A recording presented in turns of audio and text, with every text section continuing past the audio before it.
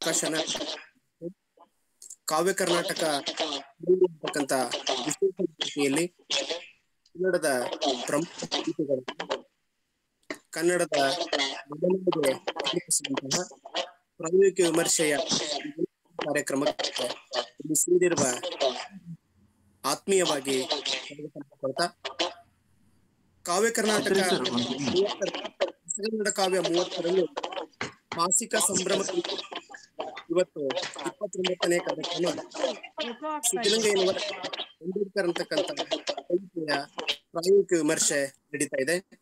ಇವತ್ತಿನ ಚರ್ಚೆಯ ಉಪನ್ಯಾಸಕ್ಕೆ ಆಗಮಿಸಿರ್ತಕ್ಕಂಥ ಕನ್ನಡದ ಕವಯಿತ್ರಿ, ನಾಟಕಕಾರ್ತಿ, ವಿಮರ್ಶಕಿ ಹಾಗೂ ಕರ್ನಾಟಕ ಲೇಖಕಿಯರ ಸಂಘದ ಅಧ್ಯಕ್ಷರಾಗಿ ಕೆಲಸ ಮಾಡ್ತಕ್ಕಂಥ HL ಪುಷ್ಪ ಮೇಡಮ್ ಅವರನ್ನ ಭಂಡಾರ ಪ್ರಕಾಶನದ ವತಿಯಿಂದ ಹಾಗೂ ನಾಡಿನ ಸಮಸ್ತ ಸಹೃದಯರ ಪರವಾಗಿ ತುಂಬು ಹೃದಯದಿಂದ ಸ್ವಾಗತವನ್ನು ಬಯಸ್ತೇನೆ. Welcome madam. ಜೊತೆಗೆ ಇವತ್ತಿನ ಈ ಕಾರ್ಯಕ್ರಮದಲ್ಲಿ ಉಪಸ್ಥಿತರಿರ್ತಕ್ಕಂಥ ಹಾಗೂ ಈ ಮಾಲಿಕೆಯ 29ನೇ ಕಾರ್ಯಕ್ರಮದವರೆಗೂ ಅನುದಿನದ ಕಾಲದವರೆಗೂ ಜೊತೆಯಲ್ಲಿರ್ತಕ್ಕಂಥ ಎಲ್ಲ ಸಹೃದಯ ಬಳಗಕ್ಕೂ ಈ ಕಾರ್ಯಕ್ರಮವನ್ನ ಆಯೋಜನೆ ಮಾಡಿರ್ತಕ್ಕಂಥ ಮುಖ್ಯವಾಗಿ ಬಸವರಾಜ್ ಕೊಡಗುಂಟಿ ಹಾಗೂ ಎಲ್ಲ ಗೆಳೆಯರ ಬಳಗಕ್ಕೆ ನಾನು ಇವತ್ತಿನ ಕಾರ್ಯಕ್ರಮಕ್ಕೆ ತುಂಬು ಹೃದಯದಿಂದ ಸ್ವಾಗತವನ್ನ ಬಯಸ್ತಾ ಇವತ್ತಿನ ಉಪನ್ಯಾಸಕರಾಗಿರ್ತಕ್ಕಂಥ ಆಗಮಿಸಿರ್ತಕ್ಕಂಥ HL ಪುಷ್ಪ ಮೇಡಮ್ ಅವ್ರನ್ನ ಸಂಕ್ಷಿಪ್ತವಾಗಿ ಪರಿಚಯ ಮಾಡಿಕೊಡ್ತಾ ಇದ್ದೇನೆ. ಅಮೃತಮತಿಯ ಸ್ವಗತದ ಮೂಲಕವೇ ಕನ್ನಡದ ಸಾರಸ್ವತ ಲೋಕಕ್ಕೆ ಪರಿಚಿತರಾಗಿರುವ, ಪ್ರವೇಶ ಮಾಡಿರುವ HL ಪುಷ್ಪ ಮೇಡಮ್ ಅವರು ಮೂಲತಃ ದೊಡ್ಡಬಳ್ಳಾಪುರದ ಹೊಸಹಳ್ಳಿ ಉಜ್ಜಯಿನಿಯವರು. ವೃತ್ತಿಯಿಂದ 1984ರಿಂದ ಉಪನ್ಯಾಸಕರಾಗಿ, ಪ್ರಾಂಶುಪಾಲರಾಗಿ ಸೇವೆಯನ್ನು ಸಲ್ಲಿಸಿ ನಿವೃತ್ತರಾಗಿ ಈಗ ಕನ್ನಡ ಸಾಹಿತ್ಯದ ಬಹುಮುಖ ಕ್ಷೇತ್ರಗಳಲ್ಲಿ ಕೆಲಸವನ್ನ ಮಾಡ್ತಕ್ಕಂಥವ್ರು. ಇವರು ಹಂಪಿ ವಿಶ್ವವಿದ್ಯಾಲಯದಲ್ಲಿ ಕನ್ನಡ ನಾಟಕಗಳಲ್ಲಿ ಮೈ ಮನಸ್ಸುಗಳ ಸಂಬಂಧ ಅಂತಕ್ಕಂಥ ವಿಷಯದ ಮೇಲೆ ಪ್ರಬಂಧವನ್ನ ಮಂಡಿಸಿ ಡಾಕ್ಟರೇಟ್ ಪದವಿಯನ್ನ ಪಡ್ಕೊಂಡಂತವ್ರು. ಇವರ ಸಾಹಿತ್ಯಿಕ ಬದುಕನ್ನ ಒಂದಿಷ್ಟು ಮೆಲುಕು ಹಾಕೋದಾದ್ರೆ ಕಾವ್ಯ, ನಾಟಕ, ಅಂಕಣ ಬರಹ, ವಿಮರ್ಶೆ, ಸಂಪಾದನೆ ಹೀಗೆ ಹಲವಾರು ಕ್ಷೇತ್ರಗಳಲ್ಲಿ ಕೆಲಸಗಳನ್ನ ಮಾಡಿ ಈಗಲೂ ಅತ್ಯುನ್ನತ ಉಪನ್ಯಾಸಗಳನ್ನ ನೀಡ್ತಾ ಕನ್ನಡ ಸಾಹಿತ್ಯದಲ್ಲಿ ಚಿರಪರಿಚಿತರಾಗಿರ್ತಕ್ಕಂಥವ್ರು. ಇವರ ಕೃತಿಗಳ ಕಡೆಗೆ ಒಂದಿಷ್ಟು ಬೆಳಕು ಹರಿಸೋದಾದ್ರೆ ಇವರ ಕವನ ಸಂಕಲನಗಳಲ್ಲಿ ಮುಖ್ಯವಾಗಿ ಈಗಾಗಲೇ ಹೇಳಿದಂತೆ ಅಮೃತಮತಿಯ ಸ್ವಗತ, ಗಾಜುಗೋಳ, ಲೋಹದ ಕಣ್ಣು, ಸೋಲಾಬರ ಹುಡುಗರು ಮತ್ತು ಎಕ್ಕದ ಬೀಜ, ಮದರಂಗಿ ವೃತ್ತಾಂತ ಅಂತಕ್ಕಂಥ ಕವನ ಸಂಕಲನಗಳನ್ನ ಪ್ರಕಟಿಸುವುದರ ಜೊತೆಗೆ ಅನೇಕ ನಾಟಕಗಳನ್ನು ಕೂಡ ಪ್ರಕಟಿಸಿದ್ದಾರೆ. ಭೂಮಿಯೆಲ್ಲ ಇವಳು, ಸ್ಯಾಪೋ ಒಂದು ನೀಲಾಗ್ನಿ, ಗೆಲ್ಲಲಾರ್ಕುಮೆ ಮೃತ್ಯುರಾಜನಂ ಇದು ಬೆಂಗಳೂರು ವಿಶ್ವವಿದ್ಯಾಲಯದಲ್ಲಿ ಪಠ್ಯವಾಗಿತ್ತು. ಪರ್ವ ಅಂತಕ್ಕಂಥ ನಾಟಕಗಳನ್ನ ಪ್ರಕಟಿಸಿದ್ದಾರೆ. ವಿಮರ್ಶೆಯ ಕಡೆಗೆ ನೋಡೋದಾದ್ರೆ ವಚನ ಸಾಹಿತ್ಯ ಮತ್ತು ಸ್ತ್ರೀತ್ವದ ಕಲ್ಪನೆ, ಗಂಧಗಾಳಿ, ಸ್ತ್ರೀ ಅಂದರೆ ಅಷ್ಟೇ ಸಾಕೆ ಅಂತಕ್ಕಂಥ ಕೃತಿಗಳು, ಜೊತೆಗೆ ಅನೇಕ ಸಂಪಾದನೆ ಕೃತಿಗಳು, ಜೀವನ ಚರಿತ್ರೆಗಳು, ಅಂಕಣ ಬರಹಗಳು ಹೀಗೆ ಹಲವು ಕ್ಷೇತ್ರಗಳಲ್ಲಿ ತಮ್ಮನ್ನು ತಾವು ದುಡಿಸಿಕೊಳ್ತಾ ಕನ್ನಡ ಸಾರಸ್ವತ ಲೋಕವನ್ನ ಶ್ರೀಮಂತಗೊಳಿಸ್ತಾ ಇದ್ದಾರೆ. ಇವರಿಗೆ ಅನೇಕ ಪ್ರಶಸ್ತಿಗಳು ಬಂದಿದ್ದು ಕೆಲವನ್ನು ನಾನು ಹೆಸರಿಸುವುದಾದ್ರೆ ಆರ್ಯಭಟ ಪ್ರಶಸ್ತಿ, ಮಾತೋಶ್ರೀ ರತ್ನಮ್ಮ ಹೆಗಡೆ ಪ್ರಶಸ್ತಿ, ಕಡಂಗೋಡ್ಲು ಶಂಕರಭಟ್ಟ ಪ್ರಶಸ್ತಿ, ಪುತ್ತಿನ ಕಾವ್ಯ ಪುರಸ್ಕಾರ, ಕರ್ನಾಟಕ ಸಾಹಿತ್ಯ ಅಕಾಡೆಮಿ ಪುರಸ್ಕಾರ, ದಿನಕರ ದೇಸಾಯಿ ಪುರಸ್ಕಾರ ಹೀಗೆ ಹಲವು ಪುರಸ್ಕಾರಗಳನ್ನು ಪಡ್ಕೊಂಡು ಇವರ ಈಗಾಗಲೇ ನೆನಪಿಸಿದಂಗೆ ಇವರ ಅಮೃತಮತಿಯ ಸ್ವಗತ ಹಾಗೂ ನಾಟಕಗಳು, ಅನೇಕ ಕವಿತೆಗಳು ಬೇರೆ ಬೇರೆ ವಿಶ್ವವಿದ್ಯಾಲಯಗಳಲ್ಲಿ ಪಠ್ಯವಾಗಿದ್ದಾವೆ. ಜೊತೆಗೆ ಸದ್ಯಕ್ಕೆ ಕರ್ನಾಟಕ ಲೇಖಕಿಯರ ಸಂಘದ ಅಧ್ಯಕ್ಷರಾಗಿ ಕೆಲಸ ಮಾಡ್ತಾ ನಿವೃತ್ತಿಯ ನಂತರ ತಮ್ಮ ಇಡೀ ಸಮಸ್ತ ಬದುಕನ್ನ ಕನ್ನಡ ಸಾಹಿತ್ಯ ಸೇವೆಗೆ ಮುಡುಪಾಗಿಟ್ಟಿರ್ತಕ್ಕಂಥ HL ಪುಷ್ಪ ಮೇಡಮ್ ಅವ್ರನ್ನ ಮತ್ತೊಮ್ಮೆ ನಾನು ಭಂಡಾರ ಪ್ರಕಾಶನದ ಪರವಾಗಿ ಸ್ವಾಗತವನ್ನ ಮಾಡ್ಕೊಳ್ತಾ ಅವರ ಮಾತಿಗೆ ಕೊಡೋದಕ್ಕಿಂತ ಮುಂಚೆ ಎಲ್ರಿಗೂ ಒಂದು ಸೂಚನೆ ಕೊಡೋದಾದ್ರೆ ಎಲ್ರು ತಮ್ಮ ಆಡಿಯೋ ವಿಡಿಯೋನ ಮ್ಯೂಟ್ ಮಾಡ್ಕೊಳ್ಳಿ. ಏನಾದ್ರೂ ಸಂದೇಹ ಮತ್ತು ಪ್ರಶ್ನೆಗಳಿದ್ರೆ ಇನ್ಬಾಕ್ಸಿಗೆ ಹಾಕಿದ್ರೆ ಕೊನೆಯಲ್ಲಿ ಚರ್ಚೆ ಮಾಡಕ್ಕೆ ಅನುಕೂಲ ಆಗತ್ತೆ. ಇವತ್ತಿನ 29ನೇ ಕಾರ್ಯಕ್ರಮದ ವಿಷಯ ತಮ್ಗೀಗಾಗ್ಲೇ ಗೊತ್ತಿರುವ ಹಾಗೆ ಸಿದ್ಧಲಿಂಗಯ್ಯನವರ ಅಂಬೇಡ್ಕರ್ ಗೀತೆ. ಈ ಗೀತೆಯನ್ನು ಕುರಿತಾಗಿ, ಈ ಕವಿತೆಯನ್ನು ಕುರಿತಾಗಿ ಈಗ ಪ್ರಾಯೋಗಿಕ ವಿಮರ್ಶೆಗೆ ನಾನು ಮೇಡಮ್ ಅವ್ರಿಗೆ ಈ ಆನ್ಲೈನ್ ವೇದಿಕೆಯನ್ನು ಬಿಟ್ಕೊಡ್ತಾ ಇದ್ದೇನೆ. ಎಲ್ರು ಮ್ಯೂಟ್ ಮಾಡ್ಕೊಳ್ಳಿ. ನಮಸ್ಕಾರ ಮೇಡಮ್, ಈಗ ಮಾತು ಮುಂದುವರಿಸಬಹುದು.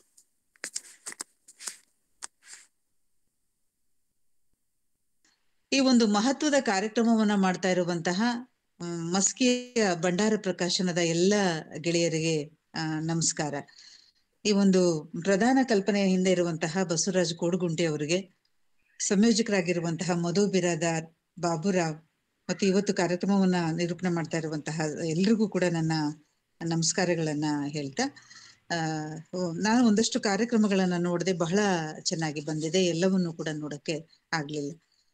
ಕವಿಗಳಿಗೆ ಯಾವಾಗ್ಲೂ ಕೂಡ ಕಾವ್ಯ ಅಂದ್ರೆ ಬಹಳ ಇಷ್ಟ. ಕಾವ್ಯ ಕುರಿತಾದ ಕಾರ್ಯಕ್ರಮಗಳನ್ನ ನೋಡೋದು, ಕೇಳೋದು, ಚರ್ಚೆಯಲ್ಲಿ ಭಾಗವಹಿಸೋದು, ಇದೆಲ್ಲವೂ ಕೂಡ ಖುಷಿ ಕೊಡುವಂತಹ ಒಂದು ಸಂಗತಿಗಳೇ.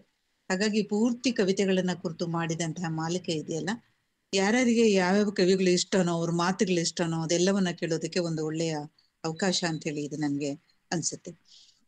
ಇವತ್ತು ನನ್ಗೆ ಡಾಕ್ಟರ್ ಸಿದ್ಲಿಂಗಯ್ಯ ಅವರ ಅಂಬೇಡ್ಕರ್ ಅನ್ನೋ ಒಂದು ಕವಿತೆಯನ್ನ ಕುರಿತು ಮಾತಾಡೋದಕ್ಕೆ ಹೇಳಿದ್ದಾರೆ.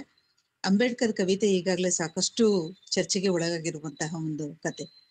ಈಗ ಬರ್ತಾ ಇರುವಂತಹ ಅಂಬೇಡ್ಕರ್ ಕವಿತೆಗಳನ್ನ ಯಾರ್ಯಾರು ಬರೀತಿದ್ದಾರೆ ಅವೆಲ್ಲವನ್ನ ನಾವು ಗಮನಿಸ್ತಾ ಹೋದ್ರೆ ಸಿದ್ಲಿಂಗಯ್ಯ ಅವರ ಅಂಬೇಡ್ಕರ್ ಕವಿತೆ ಹೇಗೆ ಭಿನ್ನವಾಗಿತ್ತು ಅನ್ನೋದನ್ನ ನಾವು ಗಮನಿಸ್ಬೋದು. ಸಾಮಾನ್ಯವಾಗಿ ವ್ಯಕ್ತಿ ಕುರಿತಾದಂತಹ ಕವಿತೆಗಳನ್ನ ಬರೆಯುವಂತಹ ಸಂದರ್ಭದಲ್ಲಿ ಹಲವಾರು ಸಮಸ್ಯೆಗಳಿರುತ್ತೆ. ಒಂದು ಏನಾಗಿರುತ್ತೆ ಅಂದ್ರೆ, ನಾವು ಇಷ್ಟಪಟ್ಟು ಇಂಥವನ್ನ ಬರಿಬೇಕು ಅಂತ ಆರಿಸ್ಕೊಂಡಾಗ ಬಹಳಷ್ಟು ಬಾರಿ ಹೊಗಳುವ ಕೆಲಸಗಳನ್ನ ಮಾಡ್ತಿರ್ತೀವಿ. ಪೂರ್ತಿಯಾಗಿ ಅವರನ್ನ ಚಿತ್ರಿಸೋದಕ್ಕೆ ಸಾಧ್ಯ ಆಗಿರೋದಿಲ್ಲ ನಮ್ಗೆ. ಯಾಕಂದ್ರೆ ಇಷ್ಟಪಟ್ಟೆ ಆರಿಸ್ಕೊಂಡಿರೋದ್ರಿಂದ ಇಂಥದ್ದು ನಡೀತಾ ಇರುತ್ತೆ ಅನ್ನೋದು ನನ್ಗೆ ಅನ್ಸುತ್ತೆ. ಆದ್ರೆ ಆ ಸಂದರ್ಭದಲ್ಲಿ ಸಿದ್ಲಿಂಗಯ್ಯ ಅವರು ಬರೆದಂತಹ ಒಂದು ಕವಿತೆ ಇದೆಯಲ್ಲ, ಅಂಬೇಡ್ಕರ್ ಕವಿತೆ, ಬಹಳ ಒಬ್ಬ ಕವಿ ಒಂದು ಪೂರ್ವದ ಇತಿಹಾಸದ ನಡೆಯನ್ನ, ಇತಿಹಾಸದ ನಡೆಗೆ ಕೊಡುಗೆಯನ್ನ ಕೊಟ್ಟಂತಹ ಮಹನೀಯರ ಒಂದು ಹೆಜ್ಜೆ ಗುರುತುಗಳು ಏನಾಗಿತ್ತು ಅನ್ನೋದನ್ನ ಒಂದು ರೀತಿ ವಿಶ್ಲೇಷಣಾತ್ಮಕವಾಗಿ ತಗೊಂಡಿದ್ದಾರೆ ಅಂತೇಳಿ ನನಗೆ ಅನ್ಸುತ್ತೆ. ಮೊದಲನೇದಾಗಿ ಅಂಬೇಡ್ಕರ್ ಕವಿತೆಯನ್ನ ಮೊದಲನೇದಾಗಿ ನಾನು ಓದ್ಬಿಡ್ತೀನಿ. ಓದಿದ ನಂತರ ನನ್ನ ಮಾತುಗಳನ್ನ ಮುಂದುವರಿಸ್ತೇನೆ. ಅಂಬೇಡ್ಕರ್: ನಾಡ ನಡುವಿನಿಂದ ಸಿಡಿದ ನೋವಿನ ಕೂಗೆ, ಆಕಾಶದ ಅಗಲಕ್ಕೂ ನಿಂತ ಆಲವೇ, ಕೋಟಿ ಕೋಟಿ ಕಪ್ಪು ಜನರ ಮೊಟ್ಟ ಮೊದಲ ಮಾತೆ, ನೀರಿನಾಚೆ ಮೂಡದಾಚೆ ಮೊಳಗಿದಂತ ಘೋಷವೇ, ಬಾಳಿನಲ್ಲೇ ಕಂಡುಕೊಂಡೆ ಹೋರಾಟದ ದಾರಿಯ, ಕರೆದು ಕರೆದು ತೋರಿಸಿದೆ ಮಹಾಮನೆಯ ಬಿರುಕನು, ಜಾತಿಯನ್ನು ಹೂತು ಬಿಡಲು ಲಕ್ಷ ಲಕ್ಷ ಜನರನ್ನು ಕಟ್ಟಿ ಕ್ರಿಯಾರಂಗಕ್ಕಿಳಿದ ಸ್ವಾಭಿಮಾನ ಸಮುದ್ರ, ಮಹಾರಾಷ್ಟ್ರದ ಮಣ್ಣಿನಲ್ಲಿ ಮೂಡಿ ಬಂದ ಗುಡುಗು ಸಿಡಿಲೆ, ಮಳೆಯನೇಕೆ ತಾರಲಿಲ್ಲ ಮಿಂಚು ಮಾಯ ಅಷ್ಟೆಯೇ, ಅಭಿಮಾನದ ನೇಗಿಲಿನಿಂದ ಬಂಜರು ನೆಲ ಉತ್ತವನೇ, ಪಾತಿ ಮಾಡಿ ನಾಟಿ ಹಾಕಿ ಬೆಳೆಯ ಕಾಣದೆ ಹೋದವನೇ, ಕಪ್ಪುಕ್ಕಿನ ಕೋಳಗಳನ್ನು ಕಡಿದು ಎಸೆದ ವಜ್ರವೇ, ಬಂಗಾರದ ಕೋಳವೊಕ್ಕ ಮಹಾಬೌದ್ಧ ಭಿಕ್ಷುವೆ, ಮಲಗಿದ್ದವರ ಕೂರಿಸಿದೆ ನಿಲ್ಲಿಸುವವರು ಯಾರೋ, ಛಲದ ಜೊತೆಗೆ ಬಲದ ಪಾಠ ಕಲಿಸುವವರು ಯಾರು. ಈ ರೀತಿ ಈ ಒಂದು ಕವಿತೆ ಬರೆಯಲ್ಪಟ್ಟಿದೆ ಅನ್ನುವಂಥದ್ದು. ಇದೆಲ್ಲರೂ ನಾವೀಗಾಗಲೇ ಸಾಕಷ್ಟು ಓದಿರುವಂಥದ್ದು. ಸಾಧಾರಣವಾಗಿ ಅಂಬೇಡ್ಕರ್ ಕುರಿತು ಕವಿತೆಯನ್ನ ಬರೆಯುವಂತವ್ರು ಈ ಕವಿತೆಯನ್ನ ಒಂದು ಕ್ಷಣ ನಿಂತು ನೋಡಿ ಮುಂದಕ್ಕೆ ಹೋಗ್ತಾರೆ ಅಂತೇಳಿ ನನ್ಗೆ ಅನ್ಸುತ್ತೆ. ಅಂಬೇಡ್ಕರ್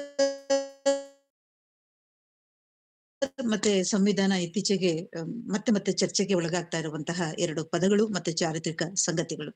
ಅಂಬೇಡ್ಕರ್ ಮತ್ತೆ ಅವರ ವಿಚಾರಧಾರೆ ಇವತ್ತು ಯಾಕೆ ಮುಖ್ಯ ಅನ್ನೋದನ್ನ ನಾವು ಗಮನಿಸ್ತಾ ಇದ್ದೀವಿ. ಅಂಬೇಡ್ಕರ್ ಮತ್ತೆ ಗಾಂಧಿಯ ನಡುವಣ ವಾದಗಳನ್ನ ಕುರಿತು ನಾವು ಮಾತಾಡ್ತಾ ಇದ್ದೀವಿ. ಒಂದು ಕಡೆ ಅಂಬೇಡ್ಕರ್ ವಾದ, ಇನ್ನೊಂದು ಕಡೆ ಗಾಂಧಿವಾದದ ನಡುವೆ ಈ ಭಾರತ ಯಾವ ಕಡೆ ಸಾಗ್ತಾ ಇದೆ ಅನ್ನೋದನ್ನು ಕೂಡ ನಾವು ಗಮನಿಸ್ತಾ ಇದ್ದೀವಿ. ಈ ಧ್ವನಿಯನ್ನ ಆ ಕಾಲದಲ್ಲಿ ನೆನೆ ಸಿದ್ಲಿಂಗಯ್ಯವರು ಹಿಡಿಯೋದಕ್ಕೆ ಪ್ರಯತ್ನಿಸಿದ್ರು ಅನ್ನೋದು ಬಹಳ ಮುಖ್ಯವಾದಂತಹ ಒಂದು ಸಂಗತಿ ಅಂತ ಹೇಳಿ ನನ್ಗೆ ಅನ್ಸುತ್ತೆ ಅಂತ ಹೇಳಿ.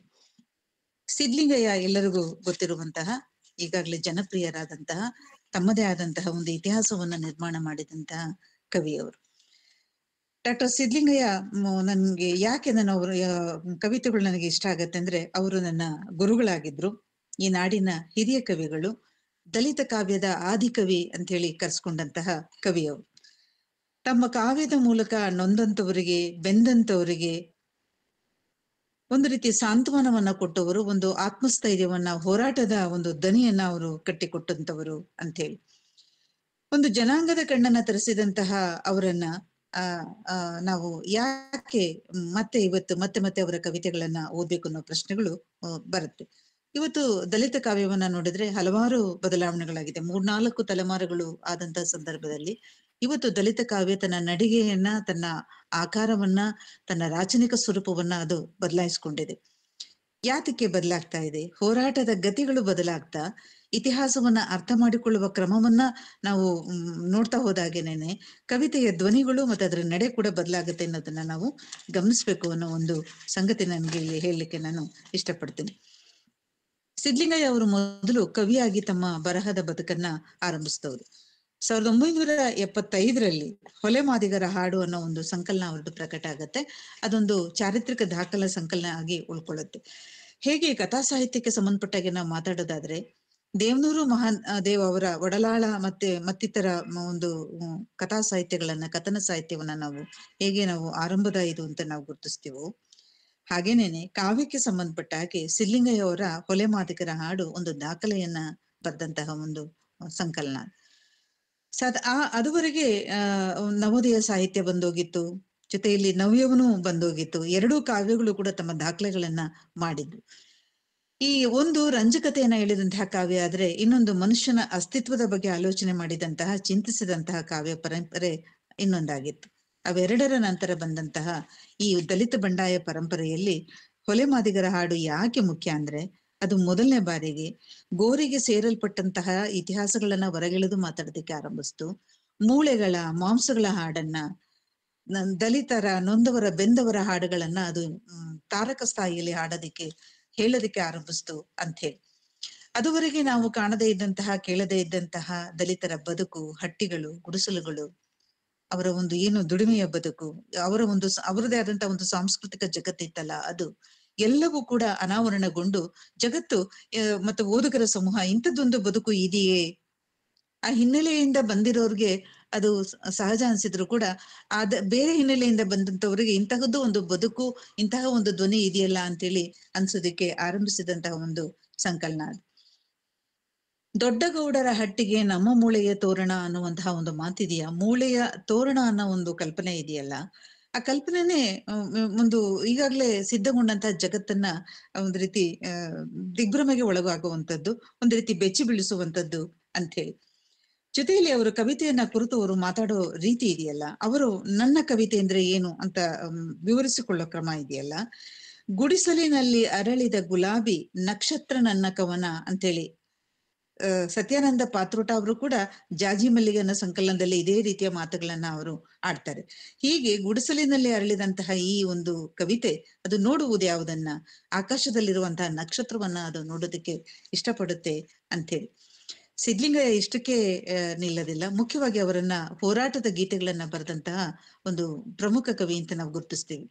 ಇವತ್ತು ಕೂಡ ಅಲ್ಲಲ್ಲಿ ಚಳುವಳಿಗಳು, ಹೋರಾಟಗಳು, ಸಂಘಟನೆಗಳಿಗೆ ಸಂಬಂಧಪಟ್ಟ ಕಾರ್ಯಕ್ರಮಗಳು ನಡೆದ್ರೆ ಸಿದ್ಲಿಂಗಯ್ಯನವರ ಕವಿತೆಗಳು ಪ್ರಧಾನವಾಗಿ ಆಡಲ್ಪಡುತ್ತೆ ಅಂತ ಹೇಳಿ. ಈ ರೀತಿ ಒಂದು ಜಾಗೃತಿ ಗೀತೆಗಳನ್ನ, ಒಂದು ಸಮುದಾಯದ ಜಾಗೃತಿಗಾಗಿ ಬರೆಯಲ್ಪಟ್ಟಂತಹ ಗೀತೆಗಳನ್ನ ಅವರ ಇದರಲ್ಲಿ ಕಾಣ್ತೀವಿ ಅನ್ನೋದು ಕೂಡ ಬಹಳ ಮುಖ್ಯ. ಯಾರಿಗೆ ಬಂತು, ಎಲ್ಲಿಗೆ ಬಂತು 47ರ ಸ್ವಾತಂತ್ರ್ಯ ಅನ್ನೋದು ಇದೆಯಲ್ಲ, ಅದು ಇವತ್ತು ಕೂಡ ಅವರು ಎತ್ತಿದಂತಹ ಪ್ರಶ್ನೆ ಇವತ್ತು ಕೂಡ ಅದು ಮುಖ್ಯ ಅಂತ ಹೇಳಿ ಅನ್ಸುತ್ತೆ. ಅಂದ್ರೆ ದಲಿತರ ಮೇಲೆ ನಡೆಯುವಂತಹ ಹಲ್ಲೆಗಳಾಗ್ಬೋದು, ದೌರ್ಜನ್ಯಗಳಾಗ್ಬೋದು, ಅದೇ ರೀತಿ ಇದೆ. ಅದರ ಸ್ವರೂಪಗಳು ಮಾತ್ರ ಬದಲಾಗ್ತಾ ಇದೆ ಅನ್ನೋದನ್ನ ನಾವು ಗಮನಿಸ್ಬೇಕು.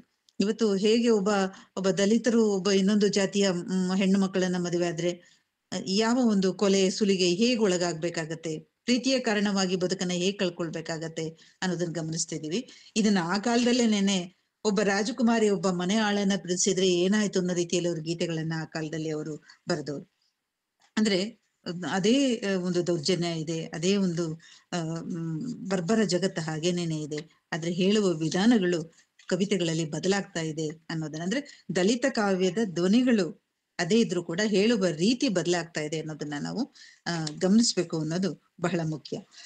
ಅವರು ಕವಿತೆಗಳನ್ನ ಕೂತು ಬರೆಯುವ ಸಂದರ್ಭವನ್ನ ಬಹಳ ಚೆನ್ನಾಗಿ ಅವ್ರು ಹೇಳ್ತಾರೆ. ಅವರು ಎಲ್ಲರೂ ಒಂದು ಕೊಠಡಿಯಲ್ಲಿ ಕೂತು ಬರಿತಾ ಇದ್ರು ಹಾಗೆ ಹೇಗೆ ಅಂತ ಹೇಳ್ಕೊಂಡ್ರೆ, ನಾನು ಸ್ಮಶಾನದಲ್ಲಿ ಕೂತು ನನ್ನ ಕವಿತೆಗಳನ್ನ ಹಲವಾರು ಕವಿತೆಗಳನ್ನ ಸ್ಮಶಾನದಲ್ಲಿ ಬರೆದಿದ್ದೇನೆ ನಮ್ಮ ಮಾತನ್ನ ಅವರು ಹೇಳ್ತಾರೆ. ಅಂದ್ರೆ ದಲಿತ ಗೋಪುರದಲ್ಲಿ ಸುಸಜ್ಜಿತವಾದಂತಹ ಕೊಠಡಿಗಳಲ್ಲಿ ಎಲ್ಲೋ ಕನಸುಗಳನ್ನ ಕಾಣ್ತಾ ಯಾವುದೋ ಕಾಣಿಕೆಗಳನ್ನ ಕೊಡುವ ಕವಿಗಳಿಗಿಂತ ಒಂದು ಅಧೋಲೋಕದ ಒಂದು ಕತ್ತಲ ದ್ವೀಪದ ಹಾಡುಗಳನ್ನ ಕಟ್ಕೊಟ್ಟಂತಹ ಮಹತ್ವದ ಕವಿ ಅಂತ ಹೇಳಿ ನಾವು ಅವರನ್ನ ಗುರುತಿಸ್ಬೇಕಾಗತ್ತೆ ಅನ್ನುವಂಥದ್ದು. ಈ ಹಿನ್ನೆಲೆಯಲ್ಲಿ ಅವರಿಂದ ಸಾಕಷ್ಟು ಪ್ರೇರಣೆಯನ್ನ ಪಡೆದಂತಹ ನಂತರದ ತಲೆಮಾರು ಬಂದರೂ ಕೂಡ ಸಿದ್ಧಲಿಂಗಯ್ಯನವರು ಒಂದು ಸೃಷ್ಟಿಸಿದಂತಹ ಒಂದು ಮಾರ್ಗ ಇದೆಯಲ್ಲ, ಅದನ್ನ ಬ್ರೇಕ್ ಮಾಡಕ್ ಆಗ್ಲಿಲ್ಲ ಅನ್ನೋಂಥದ್ದು. ಆದ್ರೆ ಅದರ ಸ್ವರೂಪಗಳು ಬದಲಾದವು ಅನ್ನೋದು ಒಪ್ಕೊಂಡ್ರು ಕೂಡ ಹೋರಾಟದ ಗೀತೆಗಳ ಪ್ರಶ್ನೆ ಬಂದಾಗ ಸಿದ್ಧಲಿಂಗಯ್ಯನವರ ಕವಿತೆಗಳೇ ಅದ್ವಿತೀಯವಾಗಿ ನಿಲ್ತವೆ ಅನ್ನೋದನ್ನ ನಾವಿಲ್ಲಿ ಗಮನಿಸ್ಬೇಕಾಗತ್ತೆ ಅನ್ನುವಂಥದ್ದು. ಈ ಹಿನ್ನೆಲೆಯಲ್ಲಿ ಅವರು ಬರೆದಂತಹ ಈ ಒಂದು ಅಂಬೇಡ್ಕರ್ ಕವಿತೆ ಬಹಳ ಮುಖ್ಯ ಆಗತ್ತೆ ಅಂತೇಳಿ. ಅಂಬೇಡ್ಕರನ್ನ ಕುರಿತು ನಾವಿವತ್ತು ಸಾಕಷ್ಟು ಚರ್ಚೆಗಳನ್ನ ಕೇಳ್ತಾ ಇದ್ದೀವಿ. ಸಂವಿಧಾನದ ಬಗ್ಗೆ ಕುರಿತು ಸಂವಿಧಾನವನ್ನು ಬದಲಾಯಿಸಬೇಕು, ಸಂವಿಧಾನದ ಮೇಲೆ ಹಲ್ಲೆ ನಡಿಬೇಕು, ಈ ತರದ್ದು ಆ ಹಲ್ಲೆಯನ್ನು ವಿರೋಧಿಸುವಂತಹ ಮಾತುಕತೆಗಳಿದೆ. ಆಮೇಲೆ ಸಂವಿಧಾನ ತಿದ್ದುಪಡಿ ಬಗ್ಗೆ ಮಾತುಗಳು ಮತ್ತೆ ಮತ್ತೆ ನಾವು ಕೇಳ್ತಿದೀವಿ. ಇದರ ಮಧ್ಯನೇನು ಅಂಬೇಡ್ಕರ್ ವ್ಯಕ್ತಿತ್ವ ಹೇಗೆ, ಆಕಾಶದ ಅಗಲಕ್ಕೂ ನಿಂತ ಆಲವೇ ಅಂತ ಹೇಳಿ ಕವಿಯಲ್ಲಿ ಅದನ್ನ ಕಂಡುಕೊಳ್ತಾರೆ. ಒಂದು ದೊಡ್ಡ ಆಲದ ಮರ, ಆಲದ ಮರ ಬೇರು ಬಿಟ್ಟಲ್ಲೆಲ್ಲ ಚಿಗುರುತ್ತಾ ಹೋಗುತ್ತಲ್ಲ, ಹಾಗೆ ಅಂಬೇಡ್ಕರ್ ಮತ್ತೆ ಅವರ ವಿಚಾರಧಾರೆಗಳು ಬೇರೆ ಬೇರೆ ನಮ್ಮ ತಲೆಮಾರು, ನಂತರದ ತಲೆಮಾರು, ಯುವ ಜನಾಂಗ ಅವರ ಕೈಯಲ್ಲಿ ಸಿಕ್ತಾ ಅದು ಮತ್ತೆ ಮತ್ತೆ ಚಿಗುರುಡಿತಾ ಹೋಗುತ್ತೆ ಅನ್ನೋದು ಒಂದು ಸಂಗತಿ ಇಲ್ಲಿ. ಹಾಗಾಗಿ ಒಂದು ದೊಡ್ಡ ಆಲದ ಮರದ ಒಂದು ಕಲ್ಪನೆಯನ್ನ ಇಲ್ಲಿ ಕವಿ ತರ್ತಾರೆ. ಇಲ್ಲಿ ಅವರು ಬೇರೆ ಬೇರೆ ವಿಷಯಗಳನ್ನ ಅಷ್ಟಾಗೇನ್ ಮಾತಾಡೋದಿಲ್ಲ. ಅವ್ರು ಹೇಳುವಂಥದ್ದು ನೀರಿನಿಂದ, ಮೋಡದಿಂದ, ಆಮೇಲೆ ಈ ತರದ ಒಂದು ಇದನ್ನ ಅವರು ಬಳಸ್ಕೊಳ್ತಾರೆ. ಗುಡುಗು, ಸಿಡಿಲು, ಮಳೆ ಅಂತ ಹೇಳಿ. ಇಲ್ಲಿ ನಾಡ ನಡುವಿನಿಂದ ಸಿಡಿದ ನೋವಿನ ಕೂಗೆ ಅಂತ ಹೇಳಿ ಒಂದು ಚರಿತ್ರೆ ಅನ್ನೋದಿತ್ತು, ಜನಾಂಗ ಇತ್ತು, ಜನಾಂಗದ ನಡೆ ಇತ್ತು, ತನ್ನ ಪಾಡಿಗೆ ತಾನು ಸಾಕ್ತಾ ಇತ್ತು. ಆದ್ರೆ ಸಂವಿಧಾನಾತ್ಮಕವಾಗಿ ಕಾನೂನುಬದ್ಧವಾಗಿ ಮಾತಾಡೋದಕ್ಕೆ ಹೊರಟಾಗ ಅದಕ್ಕೊಂದು ಬದ್ಧತೆ ಬರುತ್ತೆ, ಅದಕ್ಕೊಂದು ಕ್ರಿಯಾತ್ಮಕವಾದಂತಹ ಒಂದು ಚಾಲನೆ ಸಿಕ್ಕತ್ತೆ. ಸಂವಿಧಾನ ಮಾಡಿದ ಕೆಲಸ ಇದು, ಅದನ್ನ ಅಂಬೇಡ್ಕರ್ ಮಾಡ್ತಾರೆ.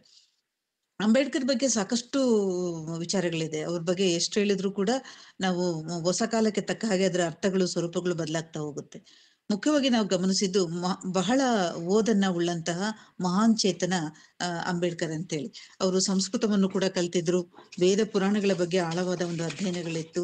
ಆ ವೇದ ಪುರಾಣಗಳ ಒಂದು ಆಳವನ್ನ ಅಧ್ಯಯನ ಮಾಡ್ತಲೇನೆ ಅದನ್ನ ಆ ಮಿತ್ತುಗಳನ್ನ ಒಡೆಯುವ ಕೆಲಸಗಳನ್ನ ಅವರು ತಮ್ಮ ಹಲವಾರು ಲೇಖನಗಳಲ್ಲಿ ಮಾಡಿದ್ದಾರೆ. ಅವರ ಭಾಷಣಗಳ ಮಾಲಿಕೆಗಳಲ್ಲಿ ಈ ತರದ ಹಲವಾರು ಸಂಗತಿಗಳು ಸಿಗ್ತಾ ಹೋಗುತ್ತೆ. ಹೀಗಾಗಿ ಚರಿತ್ರೆಯನ್ನ, ಪುರಾಣವನ್ನ ಅರ್ಥ ಮಾಡಿಕೊಳ್ಳದೆ ಮುಂದಿನ ನಾವು ಮಿತ್ತುಗಳನ್ನ ಒಡೆಯಕ್ಕಾಗಲ್ಲ ಅನ್ನೋ ಒಂದು ಆಳವಾದ ಅವ್ರಿಗೆ ಇದ್ದಿದ್ರಿಂದನೇನೆ, ಅರಿವಿದ್ದಿದ್ರಿಂದಲೇನೆ ಆ ಅಧ್ಯಯನದ ಮೂಲಕ ಅವರು ಸಾಕಷ್ಟು ಇಂತಹ ಕೆಲಸಗಳನ್ನ ಮಾಡ್ತಾ ಹೋಗ್ತಾರೆ. ನಾಡ ನಡುವಿನಿಂದ ಸಿಡಿದ ನೋವಿನ ಕೂಗೆ ಅಂತಂದ್ರೆ, ಮೊದಲನೇ ಬಾರಿಗೆ ತನ್ನ ಜನಾಂಗದ ಪರವಾಗಿ, ತನ್ನ ಜನಾಂಗ ಇಂತಹ ಸ್ಥಿತಿಯಲ್ಲಿದ್ದಾರೆ, ತನ್ನ ಜನಾಂಗ ಯಾತಕ್ಕೆ ಮುಂದಕ್ಕೆ ಬರಕ್ ಆಗ್ತಿಲ್ಲ ಅನ್ನೋ ಒಂದು ಅರಿವು, ಅದ್ರ ಬಗ್ಗೆ ಆಲೋಚನೆ ಅಂಬೇಡ್ಕರ್ಗೆ ಸದಾಕಾಲ ಇತ್ತು.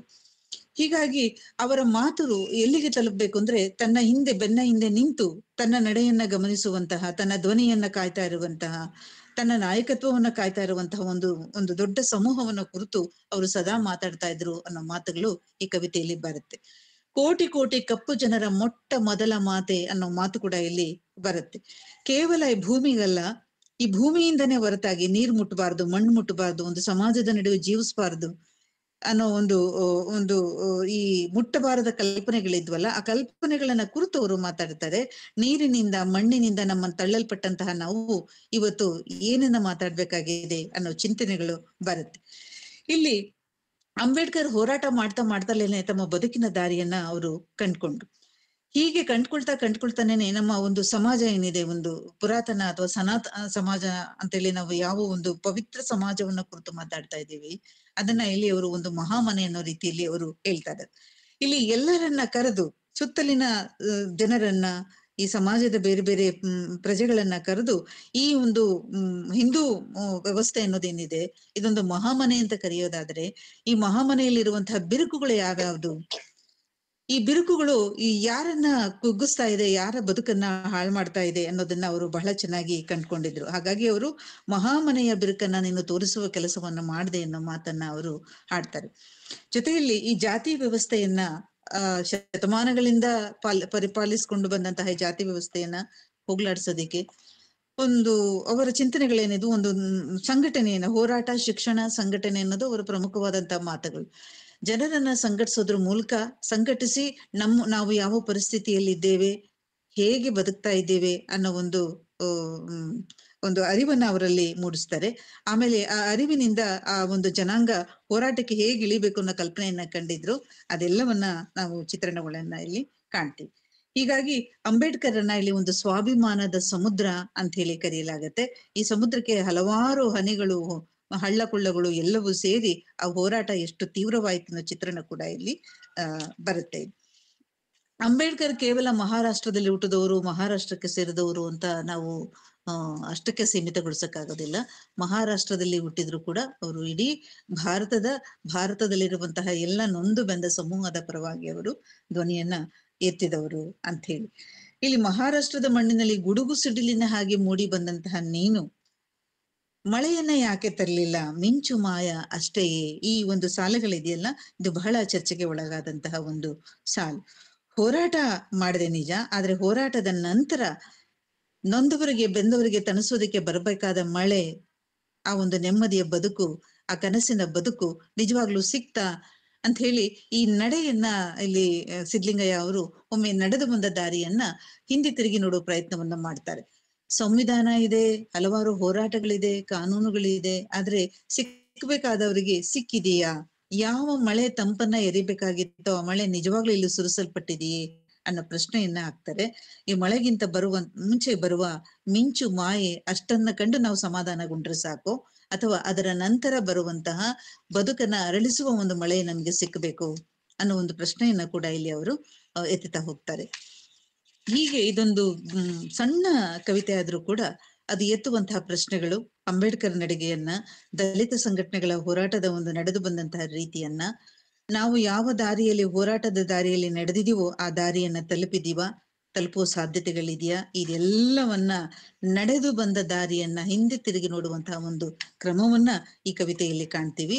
ಅವರು ನಡೆದು ಬಂದ ದಾರಿಯಲ್ಲಿ ತಿರುಗಿ ನೋಡೋದಕ್ಕೆ ಬಳಸ್ಕೊಳ್ಳುವ ಮಹಾನ್ ವ್ಯಕ್ತಿತ್ವ ಯಾರು ಅಂದ್ರೆ ಅಂಬೇಡ್ಕರ್ ತೋರಿದ ಬೆಳಕಿನಲ್ಲಿ ನಡೆದಂತಹ ನಾವು ತಲುಪಬೇಕಾದಂತಹ ಗುರಿಗೆ, ಮಾಡ್ಬೇಕಾದಂತಹ ಕೆಲಸಗಳ ಒಂದು ನಿಲುವಿಗೆ ನಾವು ಬಂದಿದ್ದೇವೆ ಅನ್ನೋ ಪ್ರಶ್ನೆ ಇಲ್ಲಿ ಬರುತ್ತೆ ಅಂತ ಹೇಳಿ. ಅವರು ಮುಖ್ಯವಾಗಿ ಹೇಳಿದ್ದು ಅಭಿಮಾನ ಅನ್ನೋದು ಬೇಕು. ನಾನು ಯಾವುದೇ ಪರಿಸ್ಥಿತಿಯಲ್ಲಿರ್ಲಿ, ನಾನು ಎಂತಹ ಜನಾಂಗದಿಂದನೇ ಬರ್ಲಿರ್ಲಿ, ತನ್ನನ್ನು ತನಗೆ ಕುರಿತಿರ್ಬೇಕಾದಂತಹ ಒಂದು ಅಭಿಮಾನ ಬಹಳ ಮುಖ್ಯ. ಅದನ್ನೇ ಸ್ವಾಭಿಮಾನ ಅನ್ನೋ ರೀತಿಯಲ್ಲಿ. ಈ ಅಭಿಮಾನದ ನೇಗಿಲಿನಿಂದ ಬಂಜರು ನೆಲವನ್ನ ಉತ್ತಂತಹ ಅಂಬೇಡ್ಕರ್ ಪಾತಿಯನ್ನ ಮಾಡಿದ್ರು, ನಾಟಿಯನ್ನೂ ಹಾಕಿದ್ರು, ಆದ್ರೆ ಬೆಳೆಯನ್ನ ಅವರು ನಿರೀಕ್ಷಿಸಿದಂತಹ ಬೆಳೆಯನ್ನ ಪಡ್ಕೊಂಡ್ರ? ಸಿದ್ಲಿಂಗಯ್ಯ ಅವ್ರು ಹೇಳೋದು, ನಿರೀಕ್ಷಿಸಿದಂತಹ ಬೆಳೆಯನ್ನ ಅಂಬೇಡ್ಕರ್ ಪಡ್ಕೊಳ್ಳಿಕ್ಕೆ ತಮ್ಮ ಬದುಕಿನ ಅವಧಿಯಲ್ಲಿ ಆಗ್ಲಿಲ್ಲ ಅನ್ನುವಂತಹ ಮಾತನ್ನ ಹೇಳ್ತಾರೆ. ಬಹಳ ಹಿಂದೆ ಬರೆದಂತಹ ಪದ್ಯ ಇದು. ಇದೇ ಪದ್ಯವನ್ನ ಅವರು ಬರೆದಿದ್ರೆ ಬೇರೆ ರೀತಿಯಲ್ಲಿ ಬರಿತಾ ಇದ್ರು ಅಂತ ಅನ್ಸುತ್ತೆ.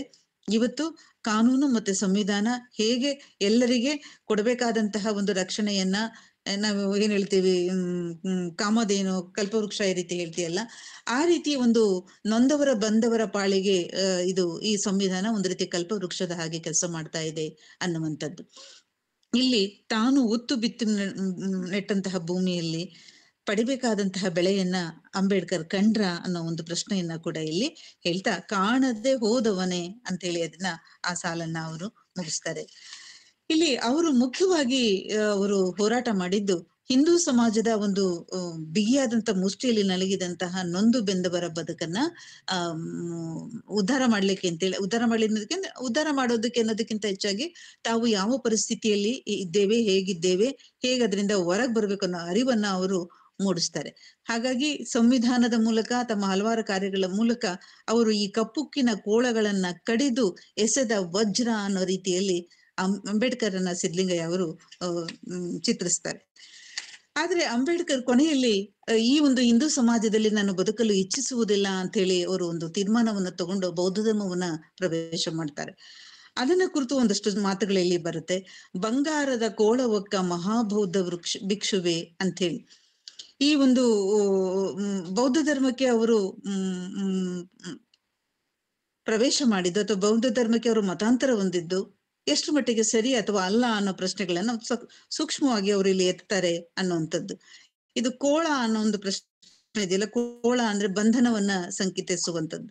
ಒಂದು ಧರ್ಮದ ಬಂಧನದಿಂದ ಇನ್ನೊಂದು ಧರ್ಮದ ಬಂಧನಕ್ಕೆ ಸಿಲುಕಿದ್ರ ಅನ್ನೋ ಒಂದು ಪ್ರಶ್ನೆ ಕೂಡ ಸೂಕ್ಷ್ಮವಾಗಿ ಇಲ್ಲಿ ಬರುತ್ತೆ ಅನ್ನುವಂಥದ್ದು. ಹೀಗೆ ಒಂದು ಜನಾಂಗವನ್ನ ಮಲಗಿದಂತಹ ಜನಾಂಗವನ್ನ ಎಬ್ಬಿಸಿ ಕೂರಿಸುವ ಕೆಲಸವನ್ನ ನೀನು ಮಾಡದೆ, ಛಲದ ಜೊತೆಗೆ ಬಲದ ಪಾಠವನ್ನು ಕೂಡ ನೀನು ಹೇಳ್ಕೊಟ್ಟೆ. ಆದ್ರೆ ಈ ಕೂತವರನ್ನ ನಿಲ್ಲಿಸುವವರು ಯಾರು, ಮುಂದಿನ ನಾಯಕತ್ವ ಏನು, ಮುಂದಿನ ಕನಸುಗಳೇನು ಅನ್ನೋ ಒಂದು ಆಶಯವನ್ನು ಅಂದ್ರೆ ಪ್ರಶ್ನೆಯ ಮೂಲಕನೇ ಈ ಕವಿತೆಯಲ್ಲಿ ಎಂಡ್ ಆಗತ್ತೆ ಅನ್ನುವಂಥದ್ದು. ಅಂಬೇಡ್ಕರ್ ದಲಿತರ ಬದುಕಿಗೆ, ಕೇವಲ ದಲಿತರ ಬದುಕಿಗೆ ಮಾತ್ರ ಅಲ್ಲ, ಹೆಣ್ಣು ಮಕ್ಕಳ, ಅಲ್ಪಸಂಖ್ಯಾತರ ಎಲ್ಲರ ಪಾಲಿಗೆ ಒಂದು ಕಾಮಧೇನುವಾಗಿ ಅವರು ಕೆಲಸವನ್ನ ಮಾಡಿದವರು. ಮಲಗಿದ್ದವರನ್ನ ಎಬ್ಬಿಸಿದವರು ಅವರು ನಿಜ. ಯಾವ ಒಂದು ಕತ್ತಲಿನಲ್ಲಿ ಇದ್ದೀವಿ ಅನ್ನೋ ಆ ಕತ್ತಲಿನ ಬದುಕನ್ನ ಅರ್ಥ ಮಾಡಿಸಿದ್ರು, ಅದು ನಿಜ. ಆದ್ರೆ ಈ ಎಲ್ಲ ಅರಿವನ್ನ ಪಡೆದಂತಹ ಒಂದು ಜನಾಂಗ ಸ್ಪಷ್ಟವಾದ ಹೋರಾಟದ ದಾರಿಯಲ್ಲಿ ನಡೀತಾ ಇದೆಯಾ ಅನ್ನೋ ಒಂದು ಸೂಕ್ಷ್ಮವಾದ ಪ್ರಶ್ನೆಗಳನ್ನ ಕೂಡ ಇಲ್ಲಿ ಆಗ್ತಾರೆ. ಯಾತಕ್ಕೆ ಕವಿತೆ ಮುಖ್ಯ ಅಂದ್ರೆ, ಸಾಧಾರಣವಾಗಿ ಅಂಬೇಡ್ಕರ್ ವಿಷಯ ಬಂದಾಗ ನಾವು ತುಂಬಾ ಹೊಗಳುವ ಕೆಲಸವನ್ನ ಮಾಡ್ತೀವಿ, ಅವರನ್ನ ಮೇರು ಸದೃಶ ವ್ಯಕ್ತಿ ಅಂತ ಹೇಳ್ತೀವಿ, ಅದೆಲ್ಲವೂ ಸರಿ. ಆದ್ರೆ ಒಂದು ವಿಮರ್ಶಾತ್ಮಕವಾಗಿ ನೋಡಿದಂತಹ ಮೊದಲನೆಯ ಪದ್ಯ ಅಂದ್ರೆ ಸಿದ್ಲಿಂಗಯ್ಯನವರ ಒಂದು ಪ್ರಶ್ನೆ, ಈ ಒಂದು ಕವಿತೆ, ಅಂಬೇಡ್ಕರ್ ಅನ್ನೋ ಒಂದು ಕವಿತೆ. ಇಲ್ಲಿ ಮಲಗಿದಂತಹ ಜನಾಂಗವನ್ನ ನೀನ್ ಎಬ್ಬಿಸ್ತೆ ನಿಜ, ಆದ್ರೆ ಅವರನ್ನ ಸರಿಯಾದ ದಾರಿಯಲ್ಲಿ ಇದಾರ, ಆ ದಾರಿಯನ್ನ ಕಂಡುಕೋಬೇಕಾದರೆ ಯಾರು, ಆ ಮುಂದಿನ ನಾಯಕತ್ವವನ್ನು ವಹಿಸ್ಬೇಕಾದ್ರು ಯಾರು, ಈ ತರದ ಹಲವಾರು ಪ್ರಶ್ನೆಗಳನ್ನ ಈ ಕವಿತೆ ಇಲ್ಲಿ ಕಟ್ಕೊಡುತ್ತೆ. ಅಂಬೇಡ್ಕರ್ ಬಗ್ಗೆ ಇವತ್ತು ಯಾಕೆ ಎಷ್ಟೊಂದು ಚರ್ಚೆಗಳು ಮತ್ತೆ ಮತ್ತೆ ಆಗ್ತಾ ಇದೆ ಅನ್ನೋದನ್ನ ನಾವು ಗಮನಿಸ್ಬೇಕು. ಅಂಬೇಡ್ಕರನ್ನ ಮತ್ತೆ ಗಾಂಧಿಯನ್ನ ಕುರಿತಂತಹ ಹಲವಾರು ಮಾತುಗಳನ್ನ ನಾವು ನೋಡ್ತಾ ಇದ್ದೀವಿ. ಭಾರತದ ಸಂವಿಧಾನದ ಶಿಲ್ಪಿ ಅಂತೇಳಿ ಅಂಬೇಡ್ಕರನ್ನ ನಾವು ಕರಿತೀವಿ. ಅವರು ನಡೆದು ಬಂದಂತಹ ದಾರಿಯನ್ನ ನೋಡ್ತಾ ಇವತ್ತು ಭ್ರಷ್ಟ ರಾಜಕಾರಣಗಳ ಮಧ್ಯನೇನು ರಾಜಕಾರಣಿಗಳು ಹೇಗೆ ತಮ್ಮ ತಮ್ಮ ಸಮುದಾಯದ ಹಿತರಕ್ಷಣೆಗಳನ್ನ ಮಾಡ್ಕೊಳ್ಬೇಕಾಗತ್ತೆ ಅನ್ನೋ ಹಿನ್ನೆಲೆಯಲ್ಲಿ ಕೂಡ ನಾವು ನೋಡ್ಬೇಕಾಗತ್ತೆ. ಒಂದು ರೀತಿ ಒಂಟಿ ಸಲಗದ ಹಾಗೆ ಅಂಬೇಡ್ಕರ್ ಸಮಾಜದಲ್ಲಿ ನಡೆದವರು, ತಮ್ಮ ಕೆಲಸಗಳನ್ನ ಅವರು ಮಾಡಿದವರು ಅಂತೇಳಿ. ಇವತ್ತು ಕೂಡ ಅವರು ಬರೆದಂತಹ ಲೇಖನಗಳು, ಮಾಡಿದ ಭಾಷಣಗಳು ಯಾಕೆ ಮತ್ತೆ ಮತ್ತೆ ಓದಲ್ಪಡತ್ತೆ ಅನ್ನೋದು ಒಂದು ಬಹಳ ಮುಖ್ಯವಾದಂತಹ ಸಂಗತಿ ಅಂತ ಹೇಳಿ ನನಗೆ ಅನ್ಸುತ್ತೆ ಅಂತ ಹೇಳಿ. ಹೀಗೆ ಈ ಒಂದು ಕವಿತೆ ಒಂದು ಜನಾಂಗದ, ಮಹಿಳೆಯರ, ನೊಂದು ಬಂದವರ, ಇವೆಲ್ಲರ ಒಂದು ಬದುಕಿಗೆ ಕನಸನ್ನ ಕಟ್ಟಿದಂತಹ, ಒಂದು ಬದುಕಿನ ಅವಕಾಶವನ್ನ ಮಾಡಿಕೊಟ್ಟಂತಹ, ಕಾನೂನಿನ ಮೂಲಕ ಒಂದು ದೊಡ್ಡ ಮಹಾದ್ವಾರವನ್ನೇ ತೆಗೆದಂತಹ ಅಂಬೇಡ್ಕರನ್ನ ನಾವು ಯಾವ ದೃಷ್ಟಿಯಲ್ಲಿ ನೋಡ್ಬೇಕು, ಹೇಗೆ ಚರ್ಚಿಸ್ಬೇಕು, ಈ ತರದ ಹಲವಾರು ಪ್ರಶ್ನೆಗಳನ್ನ ಈ ಕವಿತೆ ಎಬ್ಸೋದ್ರಿಂದನೇನೆ ಅಂಬೇಡ್ಕರ್ ಬಗ್ಗೆ ಬಂದಂತಹ ಹಲವಾರು ಕವಿತೆಗಳಲ್ಲಿ ಬಹಳ ಮುಖ್ಯವಾದಂತಹ ಕವಿತೆ ಇದು ಅಂತೇಳಿ ನನ್ಗೆ ಅನ್ಸುತ್ತೆ ಅಂತ ಹೇಳಿ. ಇಷ್ಟು ಮಾತುಗಳನ್ನ ನಾನು ಆಡ್ಬೋದು ಅನ್ಸುತ್ತೆ. ಸಾಕಲ್ವಾ ಮಧು ಅವರೇ ಇಷ್ಟು ಮಾತುಗಳು? ಆಗ್ಬೋದು ಮೇಡಮ್, ಸಾಕು.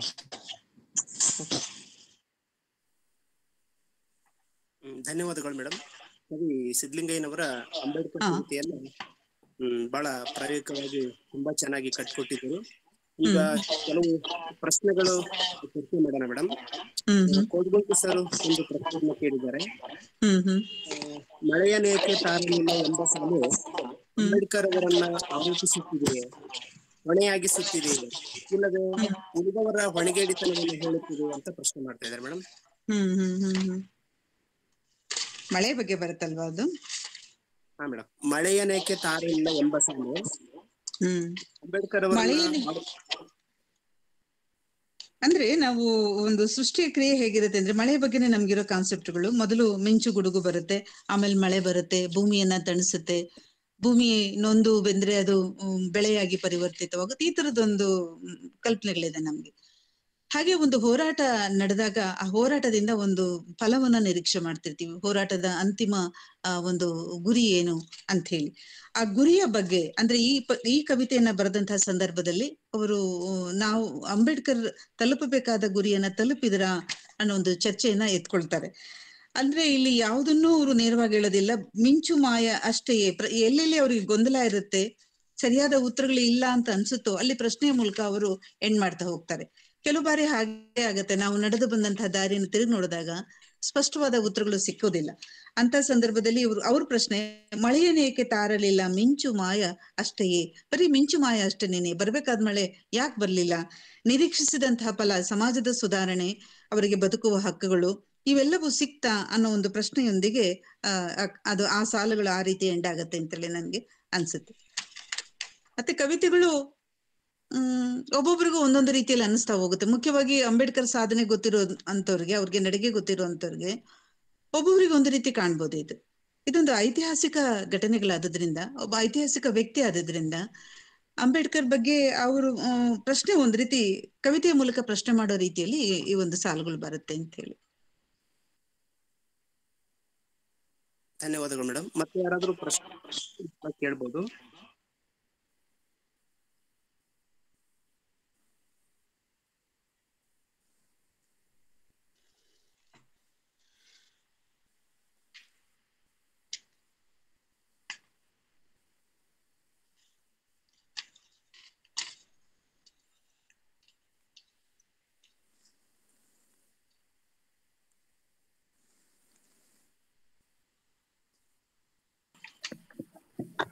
ಹಾ ಮೇಡಮ್, ಈ ಸಿದ್ಧಲಿಂಗಯ್ಯವರ ಇಡೀ ಕವಿತೆ ಅಭಿಮಾನ ಮತ್ತು ವಿಮರ್ಶೆ ಎರಡನ್ನೂ ಮೇಳೈಸಿಕೊಂಡಿದ್ದೇವೆ. ಅದ್ರೊಳಗೆ ಬಹಳ ಮುಖ್ಯವಾದ ಈಗ ಅದು ತುಂಬಾ ಚರ್ಚಿತವಾಗಿರೋ ವಿಚಾರ ಇದು. ಹಿಂದೂ ಧರ್ಮವನ್ನ ಅವರು ತೊಡೆದು ಬಿಸಾಕಿದ ವಜ್ರ ಹೌದು, ಆದ್ರೆ ಮತ್ತೆ ಬಂಗಾರದ ಕೋಳ ಒಕ್ಕಿದ ಬೌದ್ಧ ಭಿಕ್ಷು ಅಂತ ಹೇಳುವಾಗ ಈ ಪರ್ಯಾಯ ಮಾರ್ಗ ಧಾರ್ಮಿಕವಾಗಿ ಬೇಕಾಗಿರ್ಲಿಲ್ಲ ಅನ್ನೋದು ಸಿದ್ಧಲಿಂಗಯ್ಯವರ ಅಭಿಪ್ರಾಯ ಆಗಿತ್ತ? ಇಲ್ಲಿ ಕೋಳ ಅನ್ನೋದು ಬಂಧನ, ಅದು ಬಂಗಾರ ಆದ್ರೂ ಕಬ್ಬಣ ಆದ್ರೂ ಅದು ಬಂಧನನೇನೆ. ಒಂದು ಧರ್ಮದ ಹಂಗನ್ನ ತೊರೆದಂತಹ ಅವರು ಇನ್ನೊಂದು ಧರ್ಮದ ಹಂಗಿಗೆ ಒಳಗಾದ್ರ ಅನ್ನೋ ಪ್ರಶ್ನೆಯನ್ನ ಎತ್ತಿರ್ಬೋದು ಅಂತೇಳಿ ಅನ್ಸುತ್ತೆ ನನ್ಗೆ. ಯಾಕಂದ್ರೆ ಇವತ್ತು ಬಹಳಷ್ಟು ಜನ ನಮಗೆ ಗೊತ್ತಿರೋ ಹಾಗೆ ಬೌದ್ಧ ಧರ್ಮಕ್ಕೆ ಬದಲಾಗಿದ್ದಾರೆ. ಹಿಂದೂ ಧರ್ಮದ ಬಗ್ಗೆ ನಂಬಿಕೆ ಇಲ್ಲದೆ ಇರೋರು, ಮತ್ತೆ ಅದರಲ್ಲಿರುವಂತಹ ವ್ಯವಸ್ಥೆಗಳನ್ನ ಒಪ್ಕೊಳ್ದೇ ಇರುವಂತವ್ರು, ನಮ್ಗೆ ಧರ್ಮದಲ್ಲಿ ನಂಬಿಕೆ ಇಲ್ಲ ಅಂತೇಳಿ ಮತಾಂತರ ಹೊಂದುತ್ತಾರೆ. ಅಂಬೇಡ್ಕರ್ ಕೂಡ ಆ ಕಾಲದಲ್ಲಿ ತಾವು ಅಂದುಕೊಂಡಂತಹ ಒಂದು ಘಟನೆಗಳು ಅಥವಾ ಅಂದುಕೊಂಡ ನಿರೀಕ್ಷೆಗಳು ನಡೆಯದೇ ಇದ್ದಾಗ ಅವರು ಮತಾಂತರ ಮಾಡಿದ್ದು ನಮ್ಗೆಲ್ರಿಗೂ ಕೂಡ ಗೊತ್ತಿದೆ. ಆದ್ರೆ ಇಲ್ಲಿ ಸಿದ್ಧಲಿಂಗಯ್ಯ ಅವರು ಪ್ರಶ್ನೆ ಬಹಳ ಸೂಕ್ಷ್ಮವಾಗಿ ಎತ್ತುತ್ತಾರೆ. ಹಿಂದೂ ಧರ್ಮ ಅನ್ನೋ ಬಂಧನದಿಂದ ಬಿಡಿಸ್ಕೊಂಡು ಬೌದ್ಧ ಧರ್ಮವೂ ಬಂಧನವೇ ಅವರ ಒಂದು ಮಾತಲ್ಲಿ ಕಾಣೋ, ಅದು ಒಂದು ಬಂಧನ ಅನ್ನೋ ರೀತಿಯಲ್ಲಿ, ಬಂಧನದಿಂದ ಬಂಧನದೆಡೆಗೆ ಅನ್ನೋ ರೀತಿಯಲ್ಲಿ ಬಹುಶಃ ಸಾಲುಗಳು ಬರುತ್ತೆ. ಇಲ್ಲಿ ಖಚಿತವಾದ ಅರ್ಥಗಳು ಕೊಡ್ಲಿಕ್ಕಾಗಲ್ಲ, ಯಾಕಂದ್ರೆ ಬಂಗಾರದ ಕೋಳವಕ್ಕ ಮಹಾಬೌದ್ಧ ಭಿಕ್ಷುವೆ ಅಂತೇಳಿ ಎಂಡ್ ಆಗತ್ತೆ. ಅಂದ್ರೆ ಒಬ್ಬ ಕವಿ ತಾನು ಈ ರೀತಿ ಪ್ರಶ್ನಿಸೋದ್ರ ಮೂಲಕ ಅಂಬೇಡ್ಕರ್ ನಡೆಯನ್ನ ಇಲ್ಲಿ ಗುರುತಿಸೋ ಪ್ರಯತ್ನವನ್ನ ಮಾಡ್ತಾರೆ. ಅದು ಅವ್ರಿಗೆ ಒಪ್ಪಿಗೆ ಆಗಿಲ್ಲ ಅಂತಾನೆ ಅನ್ಸುತ್ತೆ ಬಹುಶಃ. ಅದು ಅವರು ಒಂದು ಧರ್ಮವನ್ನ ಬಿಟ್ಟು ಇನ್ನೊಂದು ಧರ್ಮವನ್ನ ಪ್ರವೇಶ ಮಾಡಿದ್ದು. ನಮಸ್ಕಾರ ಮೇಡಮ್. ನಮಸ್ತೆ ಮೇಡಮ್, ಇದು ಬಂಗಾರದ ಕೊಳವಕ್ಕ ಮಹಾಬೌದ್ಧ ಭಿಕ್ಷುವೆ ಅಂತ ಇದೆಯಲ್ಲ, ಅದು ಒಂದು ಹಿಂದೂ ಧರ್ಮದ ಬಂಧನದಿಂದ ಬೌದ್ಧ ಧರ್ಮದ ಬಂಧನಕ್ಕೆ ಅಲ್ಲ ಮೇಡಮ್. ಅದು ಬಂಗಾರದ ಕೊಳವಕ್ಕ ಮಹಾಬೌದ್ಧ ಭಿಕ್ಷುವೆ. ಅದು ಕೊಳ ಅನ್ನುವಂಥದ್ದು ತೋಳು ಬಂದಿ ಅಥವಾ ಬಂಧನ ಅಲ್ಲ ಅದು ಅಂತ ನನಗೆ ಅನ್ಸುತ್ತೆ. ಕೋಳ ಅಂದ್ರೆ ಏನ್ ಅರ್ಥ ಆಗತ್ತೆ ಹೇಳಿ? ಅಂದ್ರೆ ಅದು ಒಂದು ಬಂಧನನೇ ಅಂತಿರಲ್ಲ ಮೇಡಮ್. ಅದು ಬಂಧನ ಅಲ್ಲ ಅಂತಲೇ, ಬಂಧನದಿಂದ ಮುಕ್ತಿ ಪಡಿಬೇಕಂತಲೇ ಅವರು ಬಯಸಿದ್ದು. ಹಾಗಾಗಿ ಅದೊಂದು ಸಾಲು ಇನ್ನು ಸ್ವಲ್ಪ ವಿಮರ್ಶೆಗೆ ಒಳಪಡ್ತಾರೆ ಮೇಡಮ್. ಅಲ್ಲಿ ಕವಿತೆಯಲ್ಲಿ ಏನಾಗುತ್ತೆ ಅಂದ್ರೆ, ನಾನು ಒಂದು ರೀತಿಯಲ್ಲಿ ಚರ್ಚೆ ಮಾಡೋದಾದ್ರೆ ನೀವು ಇಟ್ಕೊಂಡ್ರೆ ಅದನ್ನ ಇನ್ನೊಂದು ರೀತಿಯಲ್ಲಿ ಚರ್ಚೆ ಮಾಡ್ಬೋದು. ಕವಿತೆ ಯಾವಾಗ್ಲೂನು ಹಲವು ಓದುಗರಿಗೆ ತಕ್ಕಾಗೆ ಆಯಾಮಗಳನ್ನ ಬಿಟ್ಕೊಡ್ತಾ ಹೋಗುತ್ತೆ.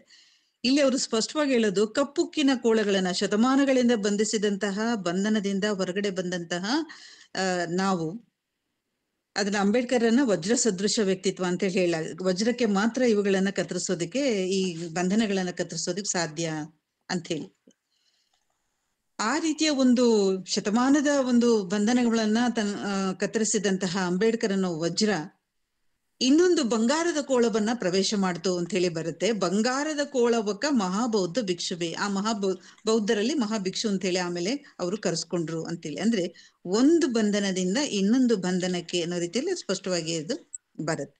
ನಾವು ಅಂದ್ರೆ ಕೆಲವರು ಒಪ್ಪಬಹುದು, ಒಪ್ಪದೇ ಇರ್ಬೋದು, ಆದ್ರೆ ಅದು ಕೂಡ ಬಂಧನವೇ ಅನ್ನೋ ನಿಲುವೆಯಲ್ಲಿ ಬರುತ್ತೆ. ಅಂದ್ರೆ ಅವರು ಧರ್ಮನೇ ಒಂದು ಬಂಧನ ಅಂತ ಅನ್ಕೊಂಡಿದ್ದಾರೆ ಮ್ಯಾಮ್. ಧರ್ಮಾತೀತವಾಗಿ ವ್ಯಕ್ತಿ ಬದುಕ್ಬೇಕೇ ಹೊರತು ಈ ಧರ್ಮದಿಂದ ಆ ಧರ್ಮಕ್ಕೆ ಹೋದಂತಹ ಸಂದರ್ಭದಲ್ಲಿ ಈ ಧರ್ಮದಲ್ಲಿರೋ ನಿಯಮಗಳು ಎಲ್ಲಾ ಧರ್ಮದಲ್ಲೂ ಇರುತ್ತೆ, ಸೊ ಅಂಬೇಡ್ಕರ್ನ ನಾವು ನಿಯಮರಹಿತವಾಗಿ ನೋಡ್ಬೋದು ಅನ್ನುವಂಥದ್ದು ಸಿದ್ಧಲಿಂಗಯ್ಯ ಅದು ಅವರ ಚಿಂತನೆ ಕವಿಯ ಇರ್ಬೇಕು. ಆಶಯ. ಅದು ಅಂದ್ರೆ ಅಗತ್ಯ ಇತ್ತ ಅನ್ನೋ ಪ್ರಶ್ನೆಯನ್ನು ಸೂಕ್ಷ್ಮವಾಗಿ ಎತ್ತುತ್ತಾರೆ. ಇವತ್ತು ಏನಾಗುತ್ತೆ ಅಂದ್ರೆ ನಾವು ಅಂಬೇಡ್ಕರ್ ಬಗ್ಗೆ ಆಗ್ಲಿ ಗಾಂಧಿ ಬಗ್ಗೆ ಆಗ್ಲಿ ಮಾತಾಡ್ಬೇಕಾಗಿದ್ದಾಗ ಎಷ್ಟೋ ಬಾರಿ ನಾವು ಹೇಳ್ಬೇಕಾದನ್ನ ನೇರವಾಗಿ ಹೇಳಕ್ ಆಗೋದಿಲ್ಲ ನಾವು. ಬಹುಶಃ ಇದೇ ಗೊಂದಲ ಕೂಡ ಸಿದ್ಧಲಿಂಗಯ್ಯ ಅವ್ರಿಗೂ ಕೂಡ ಕಾಡಿದೆ. ಅಂಬೇಡ್ಕರ್ ಬಗ್ಗೆ ತುಂಬಾ ಪ್ರೀತಿ ಇದೆ, ಅಭಿಮಾನ ಇದೆ, ಅದ್ರ ಜೊತೆಯಲ್ಲಿ ಪ್ರಶ್ನಿಸುವ ಒಂದು ಮನೋಧರ್ಮವೂ ಸಿದ್ಧಲಿಂಗಯ್ಯ ಅವರಿಗಿದೆ. ಆ ರೀತಿಯ ಒಂದು ಮನೋಧರ್ಮದ ಹಿನ್ನೆಲೆಯಲ್ಲಿ ಆ ಸಾಲುಗಳನ್ನ ನಾವು ತಗೋಬೇಕು. ಮೇಡಮ್, ಇಡೀ ಕವಿತೆಯಲ್ಲಿ ಅವರು ಅಂಬೇಡ್ಕರ್ನ ಪ್ರಶ್ನಿಸುವ ಧೋರಣೆ ಒಳಗೆ ಈ ಮಾರ್ಕ್ಸ್ವಾದಿ ನಿಲುವು ಕಾರಣ ಆಗಿದೆಯಾ?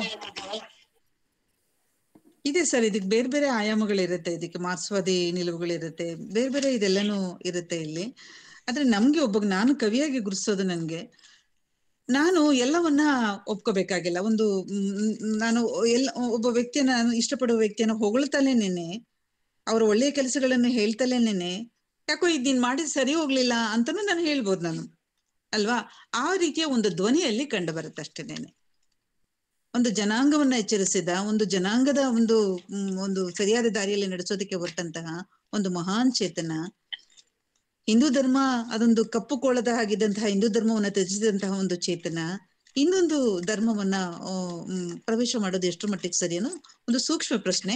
ಅದೇನ್ ದೊಡ್ಡ ಚರ್ಚೆ ಏನಾಗ್ಬೇಕಾಗಿಲ್ಲ ಸರ್, ಅದು ಆ ತರದ್ದು ಒಂದು ಇದಾಗತ್ತೆ.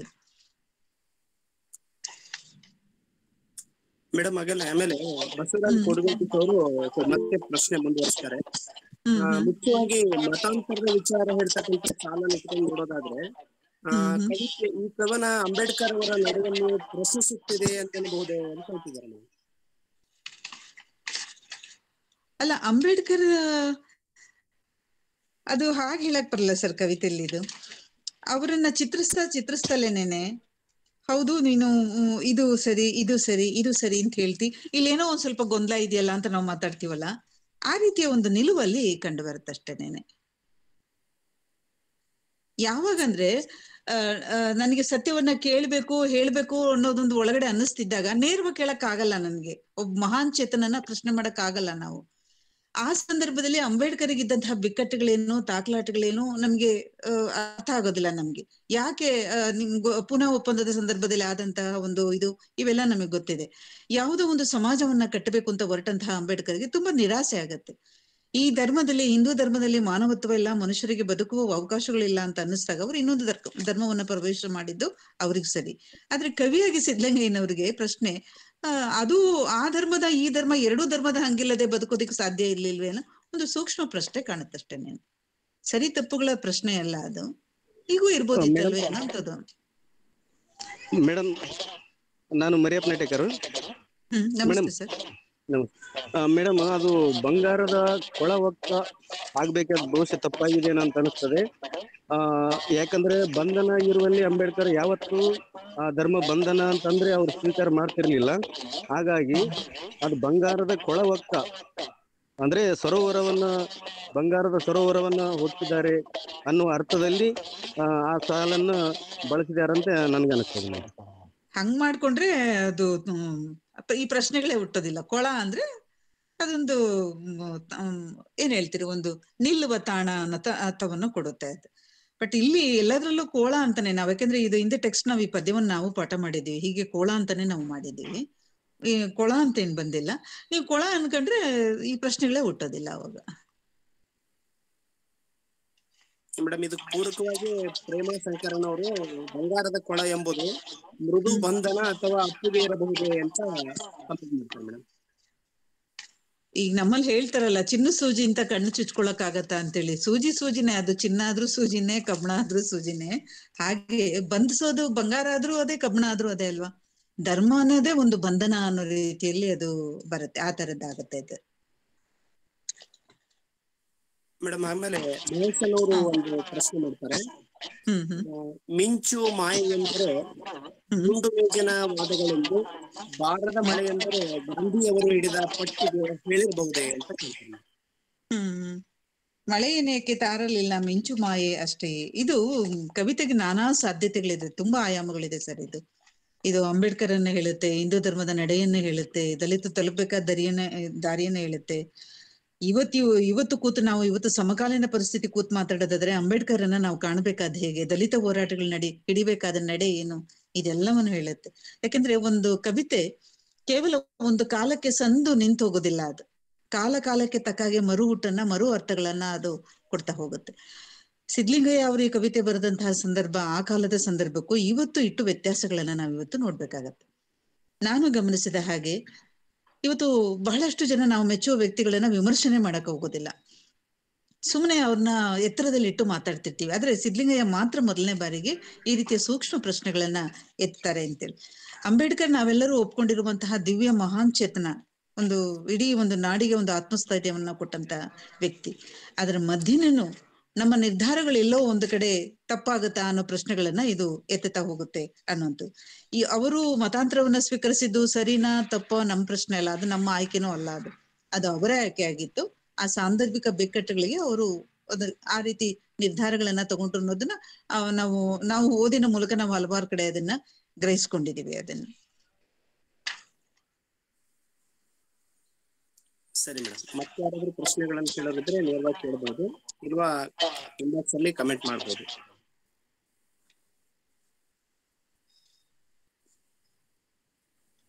ಅಂಬೇಡ್ಕರ್ ಕವಿತೆಗಳನ್ನ ಕುರಿತೇನೆ ಒಂದು ಸಂಗ್ರಹ ಬಂದಿದೆ, ಯಾರೋ ಎಡಿಟ್ ಮಾಡಿದಾರೆ, ಮರ್ತಿದ್ದೀನಿ ನಾನು.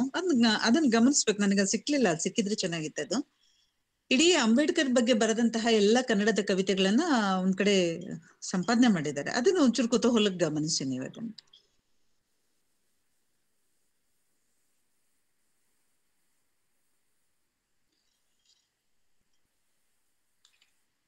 ಚಿತ್ರಿ ಸರ್, ರೇಣುಕಾರಾಧ್ಯ ಅವರು ಕೈ ಎತ್ತಿದ್ದಾರೆ ನೋಡಿ. ಸರ್ ಮಾತಾಡಿ ಸರ್.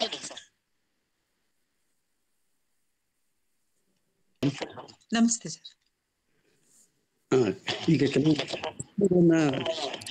ಮೇಡಮ್ ಅವರ ಮಾತಿಗೆ ಮಾತನಾಡ್ತೇನೆ. ಈಗ ಮೇಡಮ್ ಅಂಬೇಡ್ಕರ್ ಕವಿತೆಗಳನ್ನು ಸಂಪಾದಿಸಿರುವಂತದ್ದು ನಮ್ಮ ಗಿರೀಶ್ ಅಂಬೇಡ್ಕರ್ ಅವರು, ಅರಿವೆ ಅಂಬೇಡ್ಕರ್ ಅನ್ನೋದು ಅವರ ಸಂಕಲನದ ಹೆಸರು. ಹೌದು, ಕರೆಕ್ಟ್. ಅದು ನಮ್ಮ ಗಿರೀಶ್ ಅಂಬೇಡ್ಕರ್ ತುಂಬಾ ಒಳ್ಳೆ ಕವಿ. ಅವರೇ ಅಂಬೇಡ್ಕರ್ ಬಗ್ಗೆ ಬಂದಿರುವಂತ ಎಲ್ಲ ಕವಿಗಳನ್ನ ಸೇರಿಸಿ ಅರಿವೆ ಅಂಬೇಡ್ಕರ್ ಅನ್ನೋ ಸಂಗ್ರಹ ನಂದು ತಗೊಂಡಿದ್ರು, ಸಿಕ್ಲಿಲ್ಲ, ಬುಕ್ ಸಿಕ್ಲಿಲ್ಲ, ನಾನು ಹುಡುಕ್ತಾ ಇದ್ದು. ಅದನ್ನ ಓದ್ಬೋದು ಸರ್. ಅಂದಿನಿಂದ ಇಂದಿನವರೆಗೆ ಅಂಬೇಡ್ಕರನ್ನ ನಮ್ಮ ಹಳೆ ತಲೆಮಾರಿನ ಕವಿಗಳು ಮತ್ತೆ ಇಂದಿನ ಕವಿಗಳು ಹೇಗೆ ಕಂಡಿದ್ದಾರೆ ಅನ್ನೋ ಚಿತ್ರಣಗಳು ಅಲ್ಲಿ ಸಿಕ್ಕತ್ತೆ. ಅದು ಮತ್ತೆ ಕೆಲವು ಪ್ರಶ್ನೆಗಳೇನು, ಮಳೆಗೆ ನೇಕೆ ತಾರಲ್ಲ ಮಿಂಚು ಮಳೆ ಅಷ್ಟೇ ಆಗ್ಬೋದು, ಅಥವಾ ಬಂಗಾರ ಕೊಳವಕ್ಕ ಮಹಾಬೌದ್ಧ ಭಿಕ್ಷುಗಳು, ಈ ಸಾಲುಗಳನ್ನು ನಾವು ನೋಡ್ಬೇಕಾದ್ರೆ ಬಹಳ ಮುಖ್ಯವಾಗಿ ಸಿದ್ಲಿಂಗಯ್ಯ ಅವರು ಆರಂಭದಲ್ಲಿ ಮಾರ್ಕ್ಸ್ವಾದಿ ಸೈದ್ಧಾಂತಿಕತೆ ಹಿನ್ನೆಲೆಯಿಂದಲೇ ತಮ್ಮ ಕಾವ್ಯ ಸಾಹಿತ್ಯನ ಆರಂಭಿಸಿದಂತವ್ರು, ಬರೆದಂತವ್ರು. ಇದು ಆಗಿನ ಕವಿತೆ. ಹಾಗಾಗಿ ಅವತ್ತಿನ ಸಂದರ್ಭದಲ್ಲಿ ಮಾರ್ಕ್ಸ್ವಾದಿ ಸೈದ್ಧಾಂತಿಕತೆ ಏನಿತ್ತು, ಅಥವಾ ಮಾರ್ಕ್ಸ್ವಾದಿ ಸೈದ್ಧಾಂತಿಕತೆ ಹಿನ್ನೆಲೆಯಲ್ಲಿ ಬರೆಯುವಂತ ಎಲ್ಲ ಲೇಖಕರು ಕವಿಗಳು ಅಂಬೇಡ್ಕರ್ ಅವರ ದಾರಿಯಲ್ಲಿ ದಲಿತ ವಿಮೋಚನೆಗೆ ಬಲವಾದಂತಹ ಹಾದಿ ಅಂತ ಪರಿಗಣಿಸಿರಲಿಲ್ಲ ಅಥವಾ ನಂಬಿರ್ಲಿಲ್ಲ. ಅಂತ ಸಂದರ್ಭದಲ್ಲಿ ಬಂದಂತ ಕವಿತೆ ಇದು. ನಾವು ಆ ಹಿನ್ನೆಲೆಯಲ್ಲೇ ನೋಡ್ಬೇಕು. ಆ ಹಿನ್ನೆಲೆ ನೋಡ್ರಿಂದಲೇ ಇಂಥ ಪ್ರಶ್ನೆಗಳನ್ನ ಸಿದ್ಲಿಂಗಯ್ಯನವರು ಎತ್ತಿದ್ದಾರೆ. ಅದು ಬಹಳ ತೆಳುವಾದಂತ ಒಂದು ವಿಮರ್ಶೆ ಕೂಡ, ವಿಮರ್ಶಾ ಧ್ವನಿ ಅದು. ಆ ಹಿನ್ನೆಲೆಯಲ್ಲಿ ನೋಡಿದ್ರೆ ನಮ್ಗೆ ಕ್ಲಾರಿಟಿ ಸಿಗುತ್ತೆ. ಹೌದು. ಅವಾಗ ಎಲ್ಲವೂ ಪ್ರಶ್ನೆ 75-80 ಸಂದರ್ಭದಲ್ಲಿ ಎಲ್ಲಾ ವ್ಯವಸ್ಥೆನೂ ಪ್ರಶ್ನಿಸಿ ಬರೆಯುವಂತ ಒಂದು ತಲೆಮಾರಿತ್ತು ಅವತ್ತು. ಅನಂತಮೂರ್ತಿ ನೋಡ್ಕೊಂಡು ಸಿದ್ಲಿಂಗಯ್ಯ, ಗಿರೀಶ್ ಕಾರ್ನಾಡ್ ಎಲ್ಲನೂ ಕೂಡ, ಇವರೆಲ್ಲರೂ ಕೂಡ ಪ್ರಶ್ನೆ ಮಾಡೋ ಒಂದು ಇದಿತ್ತು. ಆ ರೀತಿ ಒಂದು ಪ್ರಶ್ನಿಸುವ ನಿಲುವಿನಲ್ಲಿ ಬರೆದಂತಹ ಒಂದು ನಡೆಯನ್ನ, ಆ ನಡೆ ಸರಿ ಇದೆಯಾ, ಅಲ್ಲಿನ ಕುಂದುಕೊರತೆಗಳೇನು ಅಂತೇಳಿ ಪ್ರಶ್ನಿಸುವ ಒಂದು ಹಿನ್ನೆಲೆಯಲ್ಲಿ ಬಹಳ ಸೂಕ್ಷ್ಮವಾಗಿ ಬರುತ್ತೆ. ಅದು ತುಂಬಾ ಡಾಳಾಗಿ ಬರುವಂತ ಪ್ರಶ್ನೆಗಳಲ್ಲ ಇವು. ಹೌದೌದು ಮೇಡಮ್. ಆನಂತರ ಮತಾಜ್ ಉಳಿಯಾರವರು ಇದೇ ಕವಿತೆಗೆ 50 ವರ್ಷ ತುಂಬಿದ ಸಂದರ್ಭದಲ್ಲಿ ಒಂದು ಟಿಪ್ಪಣಿ ಬರೆದಿದ್ರು. ಟಿಪ್ಪಣಿ ಬರೆದಿದ್ದಾಗ ಸಿದ್ಲಿಂಗಯ್ಯ ಅವ್ರ ಜೊತೆ ಈ ವಿಷಯದ ಬಗ್ಗೆ ಮಾತಾಡಿದ್ರಂತೆ. ಮಾತಾಡಿದಾಗ ಅವರು ತಮ್ಮ ಅಭಿಪ್ರಾಯವನ್ನು ಬದಲಾಯಿಸಿಕೊಂಡಿದ್ದನ್ನ ವಿವರಿಸ್ತಾರೆ. ಆಗ ಈ ಅಭಿಪ್ರಾಯ, ಈ ಪ್ರಶ್ನೆಗಳೇ ಇರ್ಲಿಲ್ಲ ಅವ್ರಿಗೆ. ಹಾಗೆಯೇ ಅಭಿಪ್ರಾಯ ಏನು ಕವಿತೆ ಬರೆದಾಗ ಅಂಬೇಡ್ಕರ್ ವಾದದ ಬಗ್ಗೆ, ಅಂಬೇಡ್ಕರ್ ನಿಲುವಿನ ಬಗ್ಗೆ ಅಂತ ಅದನ್ನ ಇಟ್ಕೊಂಡಿದ್ರು ಸಿದ್ಲಿಂಗಯ್ಯ ಅವರು ಅಂತ ಮಾಡ್ತಾರೆ. ಹಾಗಾಗಿ ಈ ಕವಿತೆಯನ್ನು ಅಂಬೇಡ್ಕರ್ ಸಿದ್ಧಲಿಂಗಯ್ಯ ಕವಿತೆ ಕನ್ನಡದ ಒನ್ ಆಫ್ ದಿ ಬೆಸ್ಟ್ ಕವಿತೆ ಕೂಡ ಹೌದು. ಆದರೆ ಇದರ ಪ್ರಶ್ನೆಗಳು ಅವತ್ತಿನ ಕಾಲಘಟ್ಟದ ಹಿನ್ನೆಲೆಯಲ್ಲಿ ಮಾರ್ಕ್ಸ್ವಾದಿ ಚಿಂತನೆ ಹಿನ್ನೆಲೆಯಲ್ಲಿ ನೋಡ್ಬೇಕೆ ಹೊರತು ನಾವು ಇವತ್ತು ಇಡೀ ದಲಿತ ಚಿಂತನೆ ಅಂಬೇಡ್ಕರ್ ಚಿಂತನೆಯನ್ನ ಪೂರ್ತಿ ತನ್ನೊಳಗೆ ಸೇರಿಸ್ಕೊಂಡಿದೆ. ಇವತ್ತು ಖಂಡಿತ ಈ ಪ್ರಶ್ನೆ ಅಷ್ಟು ಮುಖ್ಯ ಅಲ್ಲ ಅನ್ಸುತ್ತೆ. ಅಲ್ಲ, ಇದು ಏನಾಗ್ತಾ ಇದೆ ಅಂದ್ರೆ ಇವತ್ತು ಅಂಬೇಡ್ಕರ್ ಆಗ್ಲಿ ನಮ್ಮಲ್ಲಿ ಒಂದು ನಡೆ ಹೇಗಿದೆ ಅಂದ್ರೆ ಒಂದು ವ್ಯಕ್ತಿತ್ವ, ಹಿರಿಯ ವ್ಯಕ್ತಿತ್ವ ಅಂದ ತಕ್ಷಣ ನಾವು ಪ್ರಶ್ನಿಸೋ ನಿಲುವುಗಳನ್ನ ಕಳ್ಕೊಳ್ತಾ ಹೋಗ್ಬಿಡ್ತೀವಿ. ಈಗ ಕುವೆಂಪು ಅವರನ್ನ ಕುರಿತು ಮಾತಾಡೋದಾದ್ರೆ ನಾವು ಕುವೆಂಪು ಅವರು ಒಂದು ಒಕ್ಕಲಿಗರ ಸ್ವತ್ತು ಅನ್ನೋ ತರ ನಾವು ಮಾತಾಡ್ಬಿಡ್ತೀವಿ. ಕುವೆಂಪು ಹಂಗಲ್ಲ, ಅವರು ವಿಶ್ವ ಮಾನವ. ಅಂಬೇಡ್ಕರ್ ಹಾಗೇನೇನೆ ಒಂದು ಜನಾಂಗಕ್ಕೆ ನನ್ನ ವಾದ ಏನಂದ್ರೆ ಅಂಬೇಡ್ಕರ್ ಒಬ್ರಿಗೆ ಒಂದು ಜನಾಂಗಕ್ಕೆ ಸೇರಿದವರಲ್ಲ. ಯಾಕಂದ್ರೆ ಇಡೀ ಒಂದು ಮನುಕುಲಕ್ಕೆ ಅವರು ಕೆಲಸವನ್ನ ಮಾಡಿದವರು. ಮಹಿಳೆಯರಾಗ್ಬೋದು, ಅಲ್ಪಸಂಖ್ಯಾತರಾಗ್ಬೋದು, ದಲಿತರಾಗ್ಬೋದು. ಹಾಗಾಗಿ ನೀವು ಒಂದು ವರ್ಗದ ಒಳಗಡೆ ಒಬ್ಬ ವ್ಯಕ್ತಿಯನ್ನ ಸೇರ್ಕೊಂಡಾಗ ಏನಾಗುತ್ತೆ, ತುಂಬಾ ಆ ಮಹಾನ್ ವ್ಯಕ್ತಿಗಳು ಸಂಕುಚಿತವಾಗ್ತಾ ಹೋಗ್ತಾರೆ. ಅವ್ರು ಮಾಡಿದ ಕೆಲಸಗಳು ಇರುತ್ತೆ, ಆದ್ರೆ ಒಂದು ಗುಂಪು ವರ್ಗದೊಳಗಡೆ ಅವರನ್ನ ನಾವಿಟ್ಟು ನೋಡೋದು ಅಷ್ಟು ಚೆನ್ನಾಗಲ್ಲ. ಅವರು ವಿಶ್ವಮಾನವರಾಗೆ ಇದ್ದಾಗ್ಲೇ ಏನಾಗುತ್ತೆ, ಅವ್ರು ಮಾಡಿದ ಎಲ್ಲ ಕೆಲಸಗಳು ನಮ್ಗೆ ತಲುಪ್ತಾ ಹೋಗುತ್ತೆ ಅನ್ನೋಂಥದ್ದು. ಆ ತರದೊಂದು ಇದೆ. ಆ ತರದ್ ನೀವು ಎಲ್ಲ ಗಮನಿಸೇ ಇರ್ತೀರ ಆ ತರದ್ದೆಲ್ಲ. ನಾನು ಮತ್ತೆ ಇನ್ನೊಂದು ಕವಿತೆ ಒಂದು ಮಿತಿ ಅಂತ ಹೇಳ್ಬೋದೇನು, ಬಸವರಾಜ ಪ್ರಶ್ನೆ ಆರಂಭ ಮಾಡಿದ್ರು. ಇಲ್ಲಿ ಅವರು ಕೇಳ್ತಾ ಇರುವಂತದ್ದು ಅಂಬೇಡ್ಕರ್ ಅಥವಾ ತಮಗೆ ತಾವೇ ಆಗ್ತಿದ್ದಾರೆ ಪ್ರಶ್ನೆ ಅಂತ. ಕವಿತೆಯಲ್ಲಿ ಅಂಬೇಡ್ಕರ್ ಅನ್ನು ಪ್ರಶ್ನಿಸ್ತಾ ಆಕ್ಚುಲಿ ಅದು ಸೆಲ್ಫ್ ಕ್ವಶನ್ ಆಗ್ಬೇಕಾಗಿತ್ತು ಅನ್ಸುತ್ತೆ ನನಗೆ. ಅದು ಕವಿಯೊಬ್ಬನು ಅಥವಾ ನಿರೂಪಕನೊಬ್ಬನು ತನಗೆ ತಾನೇ ಪ್ರಶ್ನೆ ಹಾಕೊಂಡಿದ್ರೆ, ಯಾಕಂದ್ರೆ ಅಂಬೇಡ್ಕರ್ ತಮಗೆ ತಾನೇ ಹಾಕೊಂಡಿದ್ದ ಪ್ರಶ್ನೆ ಪ್ರತಿಯೊಂದು ಕೂಡ ಹಾಕೊಂಡಿದ್ರೆ ಬಹುಶಃ ಕವಿತೆ ಇನ್ನಷ್ಟು ಗಟ್ಟಿ ಆಗ್ತಿತ್ತು ಅಂತ ಅನ್ಸುತ್ತೆ. ಇವತ್ತು ಕೂಡ ಇದು ಬಹಳ ಒಳ್ಳೆಯ ಪದ್ಯ ಸರ್ ಇದು. ಇಡೀ ಒಂದು ಇವತ್ತು ಅಂಬೇಡ್ಕರ್ ವಾದ ಏನಿದೆ, ಅಂಬೇಡ್ಕರ್ ಅನುಸರಿಸೋರು ಯಾರಿದ್ದಾರೆ, ಅವ್ರ ವಿಚಾರಗಳನ್ನು ಒಪ್ಪರು ಯಾರಿದ್ದಾರೆ, ಎಲ್ಲರೂ ಯೋಚನೆ ಮಾಡ್ಲೇಬೇಕಾದಂತ ತುಂಬಾ ಚೆನ್ನಾಗಿ ಒಳ್ಳೆ ಕವಿತೆ ಇದು. ಈ ಮುಂದೆ ಚರ್ಚೆಗೆ ಒಳಗಾಗುವಂತಹ ಒಂದು ಕವಿತೆ ಇದು. ಒಬ್ಬ ನಾಯಕನ ಒಂದು ಆ ಸಂದರ್ಭದ ನಿಲುವುಗಳು ಅವತ್ತು ಸರಿ ಇರುತ್ತೆ, ಆ ನಂತರದವ್ರು ಹೇಗೆ ನಂತರ ತಲೆಮಾರು ಅವ್ರನ್ನ ಪ್ರಶ್ನೆ ಮಾಡ್ತಾ ಹೋಗುತ್ತೆ. ಇದೆಲ್ಲವೂ ಕೂಡ ಗಾಂಧಿಯನ್ನು ನಮ್ಮ ಇತಿಹಾಸವನ್ನು ನೀವು ಗಮನಿಸ್ತಾ ಹೋದ್ರೆ ಯಾರನ್ನೂ ಬಿಟ್ಟಿಲ್ಲ, ಎಲ್ಲರೂ ಕೂಡ ನಂತರ ತಲೆಮಾರು ಪ್ರಶ್ನೆ ಮಾಡ್ತಾ ಹೋಗ್ತಾರೆ. ಪ್ರಶ್ನೆ ಮಾಡಿದಾಗ ಕೆಲವು ಸಲ ಏನಾಗುತ್ತೆ, ಈಗ ಇದಕ್ಕಿದಂಗೆ ಗೂಡ್ಸೆ ಅಂತವ್ರು ನಾಯಕರಾಗ್ಬಿಡ್ತಾರೆ, ಗಾಂಧಿ ಅಂತವ್ರು ವಿಲನ್ ಆಗ್ತಾರೆ. ಈ ತರದ ಈ ಪ್ರಶ್ನೆಗಳಲ್ಲೂ ಕೂಡ ಕೆಲವು ಏನೇನೋ ನಡೆಯೋ ಇದೆಲ್ಲ ಇರುತ್ತೆ ಅದು. ಹಾಗಾಗಿ ಆ ಸಂದರ್ಭದಲ್ಲಿ ಬಹಳ ಅಂಬೇಡ್ಕರ್ ಅನ್ನ ಬಹಳ ಸೂಕ್ಷ್ಮವಾಗಿ ಚಿತ್ರಿಸುವಂತಹ ಒಂದು ಕವಿತೆ ಅಂತೇಳಿ ನನ್ಗೆ ಅನ್ಸುತ್ತೆ ಇದು ಸಿದ್ಧಲಿಂಗಯ್ಯ. ಖಂಡಿತ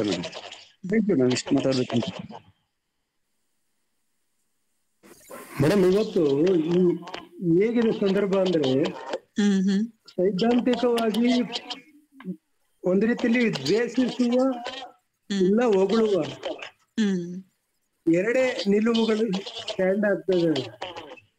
ಒಂದ್ ವೇಳೆ ಇವತ್ತು ದಲಿತ ಕವಿ ಆಗಿ ಸಿದ್ಧಲಿಂಗಯ್ಯ ಅವರು ಪದ್ಯ ಇವಾಗ ಬರ್ದಿದ್ರೆ ಶೋಷಿತ ಸಮುದಾಯ ಅವರನ್ನ ಒಪ್ಕೊಳ್ತಿತ್ತ, ಪದ್ಯವನ್ನು ಒಪ್ಕೊಳ್ತಿತ್ತ ಅನ್ನೋದು ಪ್ರಶ್ನೆ. ವೈಚಾರಿಕ ಭಿನ್ನಾಭಿಪ್ರಾಯಗಳಿರುತ್ತಲ್ಲ ಸರ್, ಎಲ್ಲದರಲ್ಲೂ ಇರುತ್ತೆ ಅದು. ಆ ಹಿನ್ನೆಲೆಯಲ್ಲಿ ಸಿದ್ಧಲಿಂಗಯ್ಯನವರನ್ನು ಒಪ್ಕೊಳ್ಳುವಂತ ಒಂದು ವರ್ಗ ಇದೆ, ಮತ್ತೆ ಅವ್ರನ್ನ ಪ್ರಶ್ನಿಸುವಂತ ವರ್ಗ. ಪ್ರಶ್ನೆ ಯಾರನ್ನು ನಾವು ಅಂದ್ರೆ ಪ್ರಶ್ನಿಸೋದು ಒಂದು ಆರೋಗ್ಯಕರವಾದಂತಹ ನಿಲುವೇನೇನೆ. ನಿರಂತರವಾಗಿ ಪ್ರಶ್ನಿಸ್ತಾ ಹೋಗ್ಬೇಕು ಅನ್ನೋದಕ್ಕೆ ಅಂಬೇಡ್ಕರ್ ಹೊರತಲ್ಲ, ಮತ್ತೆ ಸಿದ್ಧಲಿಂಗಯ್ಯನೂ ಕೂಡ ಹೊರತಲ್ಲ, ನಾಳೆ ನಾವು ಹೊರತಲ್ಲ, ನೀವು ಹೊರತಲ್ಲ, ಯಾರು ಪ್ರಶ್ನಾತೀತರಲ್ಲ. ಪ್ರಶ್ನೆಗಳಿಗೆ ಎಲ್ರು ಕೂಡ ಒಳಗಾಗ್ಬೇಕಾಗತ್ತೆ ಅಂತ ಹೇಳಿ. ಅಂಬೇಡ್ಕರ್ ಅನ್ನು ಕೂಡ ಇವತ್ತು ಎಷ್ಟು ಚರ್ಚೆಗಳು ನಡೀತಾ ಇದೆ. ಅವರು ಕೆಲವು ನಿಲುವುಗಳನ್ನ ಕುರಿತು ಇವತ್ತು ಚರ್ಚೆಗಳನ್ನ, ಗಾಂಧಿ ನಿಲುವುಗಳನ್ನ ಕುರಿತು ಮಾತಾಡೋದನ್ನ ನಾವು ಗಮನಿಸ್ತಾ ಇದ್ದೀವಿ. ಅಲ್ಲ ಮೇಡಮ್, ನಾನು ಯಾಕೆ ಕೇಳಿದೆ ಅಂತಂದ್ರೆ, ಕೋಟಂಗಳ್ಳಿ ರಾಮಯ್ಯ ಅವರು ಅಂಬೇಡ್ಕರ್ ಅನ್ನ ಒಂದ್ ರೀತಿ ವಿಮರ್ಶಾತ್ಮಕ ತಗೊಳ್ಬೇಕು, ಅವ್ರನ್ನ ಬರೀ ಪ್ರತಿಮಾತ್ಮಕವಾಗಿ ಆರಾಧನಾ ಪ್ರಜ್ಞೆ ತಗೋಬಾರ್ದು ಅಂತ ಹೇಳಿದ ಕಾರಣಕ್ಕಾಗಿ ಅವರನ್ನ ನಿಂದಿಸಿದ್ರು ಅಂತ ನಿರಾಕರಿಸಿದ್ರು ಅಂತ ಹೇಳಿ ಕೋಲಾರ ಭಾಗದಲ್ಲಿ ಕೇಳಿದೀವಿ. ಆ ಹಿನ್ನೆಲೆಯಲ್ಲಿ ಇವತ್ತು ದಲಿತ ಕವಿಯಾಗಿ ಸಿದ್ಧಲಿಂಗಯ್ಯ ಅವರು ಈ ತರ ವಿಮರ್ಶಾತ್ಮಕ ಪದ್ಯ ಬರೆದಿದ್ರೆ ಅವರು ಅಲ್ಲೇ ಒಳಗಾಗ್ತಿದ್ರು ಅಥವಾ ತಿರಸ್ಕಾರಕ್ಕೆ ಒಳಗಾಗ್ತಿದ್ರು ಅಲ್ವಾ ಅನ್ನೋದು ನನ್ನ ಪ್ರಶ್ನೆ ಆಗಿತ್ತು. ಇವತ್ತು ಬರ್ದಿದ್ರೆ ಸಿದ್ಧಲಿಂಗಯ್ಯ ಅವರು ಬದುಕಿದ್ರೆ ಈ ತರ ಮತ್ತೆ ಅವ್ರದ್ದು ಇನ್ನೊಂದು ಅಂಬೇಡ್ಕರ್ ಪದ್ಯ ಇದೆ, ಸಿಕ್ಲಿಲ್ಲ ನನಗೆ. ಅವರೇ ಇನ್ನೊಂದು ಅಂಬೇಡ್ಕರ್ ಪದ್ಯ ಇದೆ ಇನ್ನೊಂದು, ಅದನ್ನ ಗಮನಿಸ್ಬೇಕಿತ್ತು. ನಾನು ಸ್ವಲ್ಪ ಅದನ್ನ ನೋಡ್ಬೇಕಾಗಿತ್ತು, ಇನ್ನೊಂದು ಕವಿತೆ. ಇನ್ನು ಅಂಬೇಡ್ಕರ್ ಬಗ್ಗೆ ಇನ್ನೊಂದು ಕವಿತೆನೂ ಇದೆ ಅವ್ರದ್ದು, ಸಿದ್ಲಿಂಗಯ್ಯ ಅವ್ರದ್ದು. ಇವತ್ತು ಹಾಗೆ ನೀವು ಬರೆಯಕ್ಕಾಗಲ್ಲ. ಇಲ್ಲ, ಇವತ್ತಿರೋದೇನು ಬರೀ ಕಪ್ಪು ಮತ್ತೆ ಬಿಳಿ, ಕಪ್ಪು ಬಿಳಿ ಮಧ್ಯೆ ಇನ್ನೊಂದು ಇರುತ್ತಲ್ಲ ರೇಖೆಗಳು, ತೆಳುವಾದ ರೇಖೆಗಳನ್ನ ಯಾರು ನೋಡಕ್ ಹೋಗಲ್ಲ. ಇಲ್ಲ ಒಪ್ಕೊಳ್ತಾರೆ, ಇಲ್ಲ ನಿರಾಕರಿಸ್ತಾರೆ. ಇವತ್ತು ವಿಚಾರಗಳೆಲ್ಲ ಇರೋದು ಹಾಗೇನೇನೆ.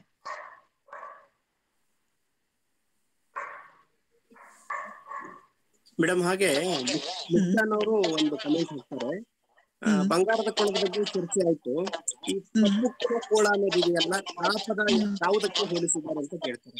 ಹಿಂದೂ ಧರ್ಮ, ಅದು ಹಿಂದೂ ಧರ್ಮ ಹೋಲಿಸ್ತಾರೆ. ಆ ಕಪ್ಪುಕಿನ ಹಿಂದೂ ಧರ್ಮದಲ್ಲಿರುವ ಸಂಕೋಲೆಗಳನ್ನ ಕತ್ತರಿಸಿದ ವಜ್ರ ಸದೃಶ ವ್ಯಕ್ತಿತ್ವ ಅಂಬೇಡ್ಕರ್ನ ರೀತಿಯಲ್ಲಿ, ವಜ್ರದ ರೀತಿಯಲ್ಲಿ ಅವರನ್ನ ಹೋಲಿಸಲಾಗಿದೆ. ವಜ್ರದಿಂದ ಮಾತ್ರ ಲೋಹವನ್ನ ಕತ್ತರಿಸೋಕ್ಕಾಗತ್ತೆ ಅಂತ ನಾವು ಹೇಳ್ತೀವಲ್ಲ, ಹಾಗೆ ಆ ಸನಾತನ ಒಂದು ವ್ಯವಸ್ಥೆಯನ್ನ ಸಂವಿಧಾನ ಮತ್ತೆ ಬರಹದ ಮೂಲಕ, ಕಾನೂನಿನ ಮೂಲಕ ಕತ್ತರಿಸಿದಂತಹ ಬೌದ್ಧ ಭಿಕ್ಷುವಿನ ಹಿನ್ನೆಲೆಯಲ್ಲಿ ಬರುತ್ತೆ ಅದು. ಹಾಗೆ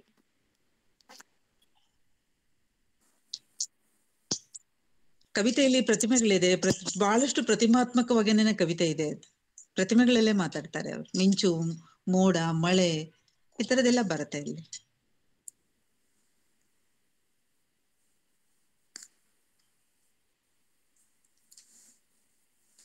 ಮತ್ತೆ ಯಾರಾದ್ರೂ ಪ್ರಶ್ನೆ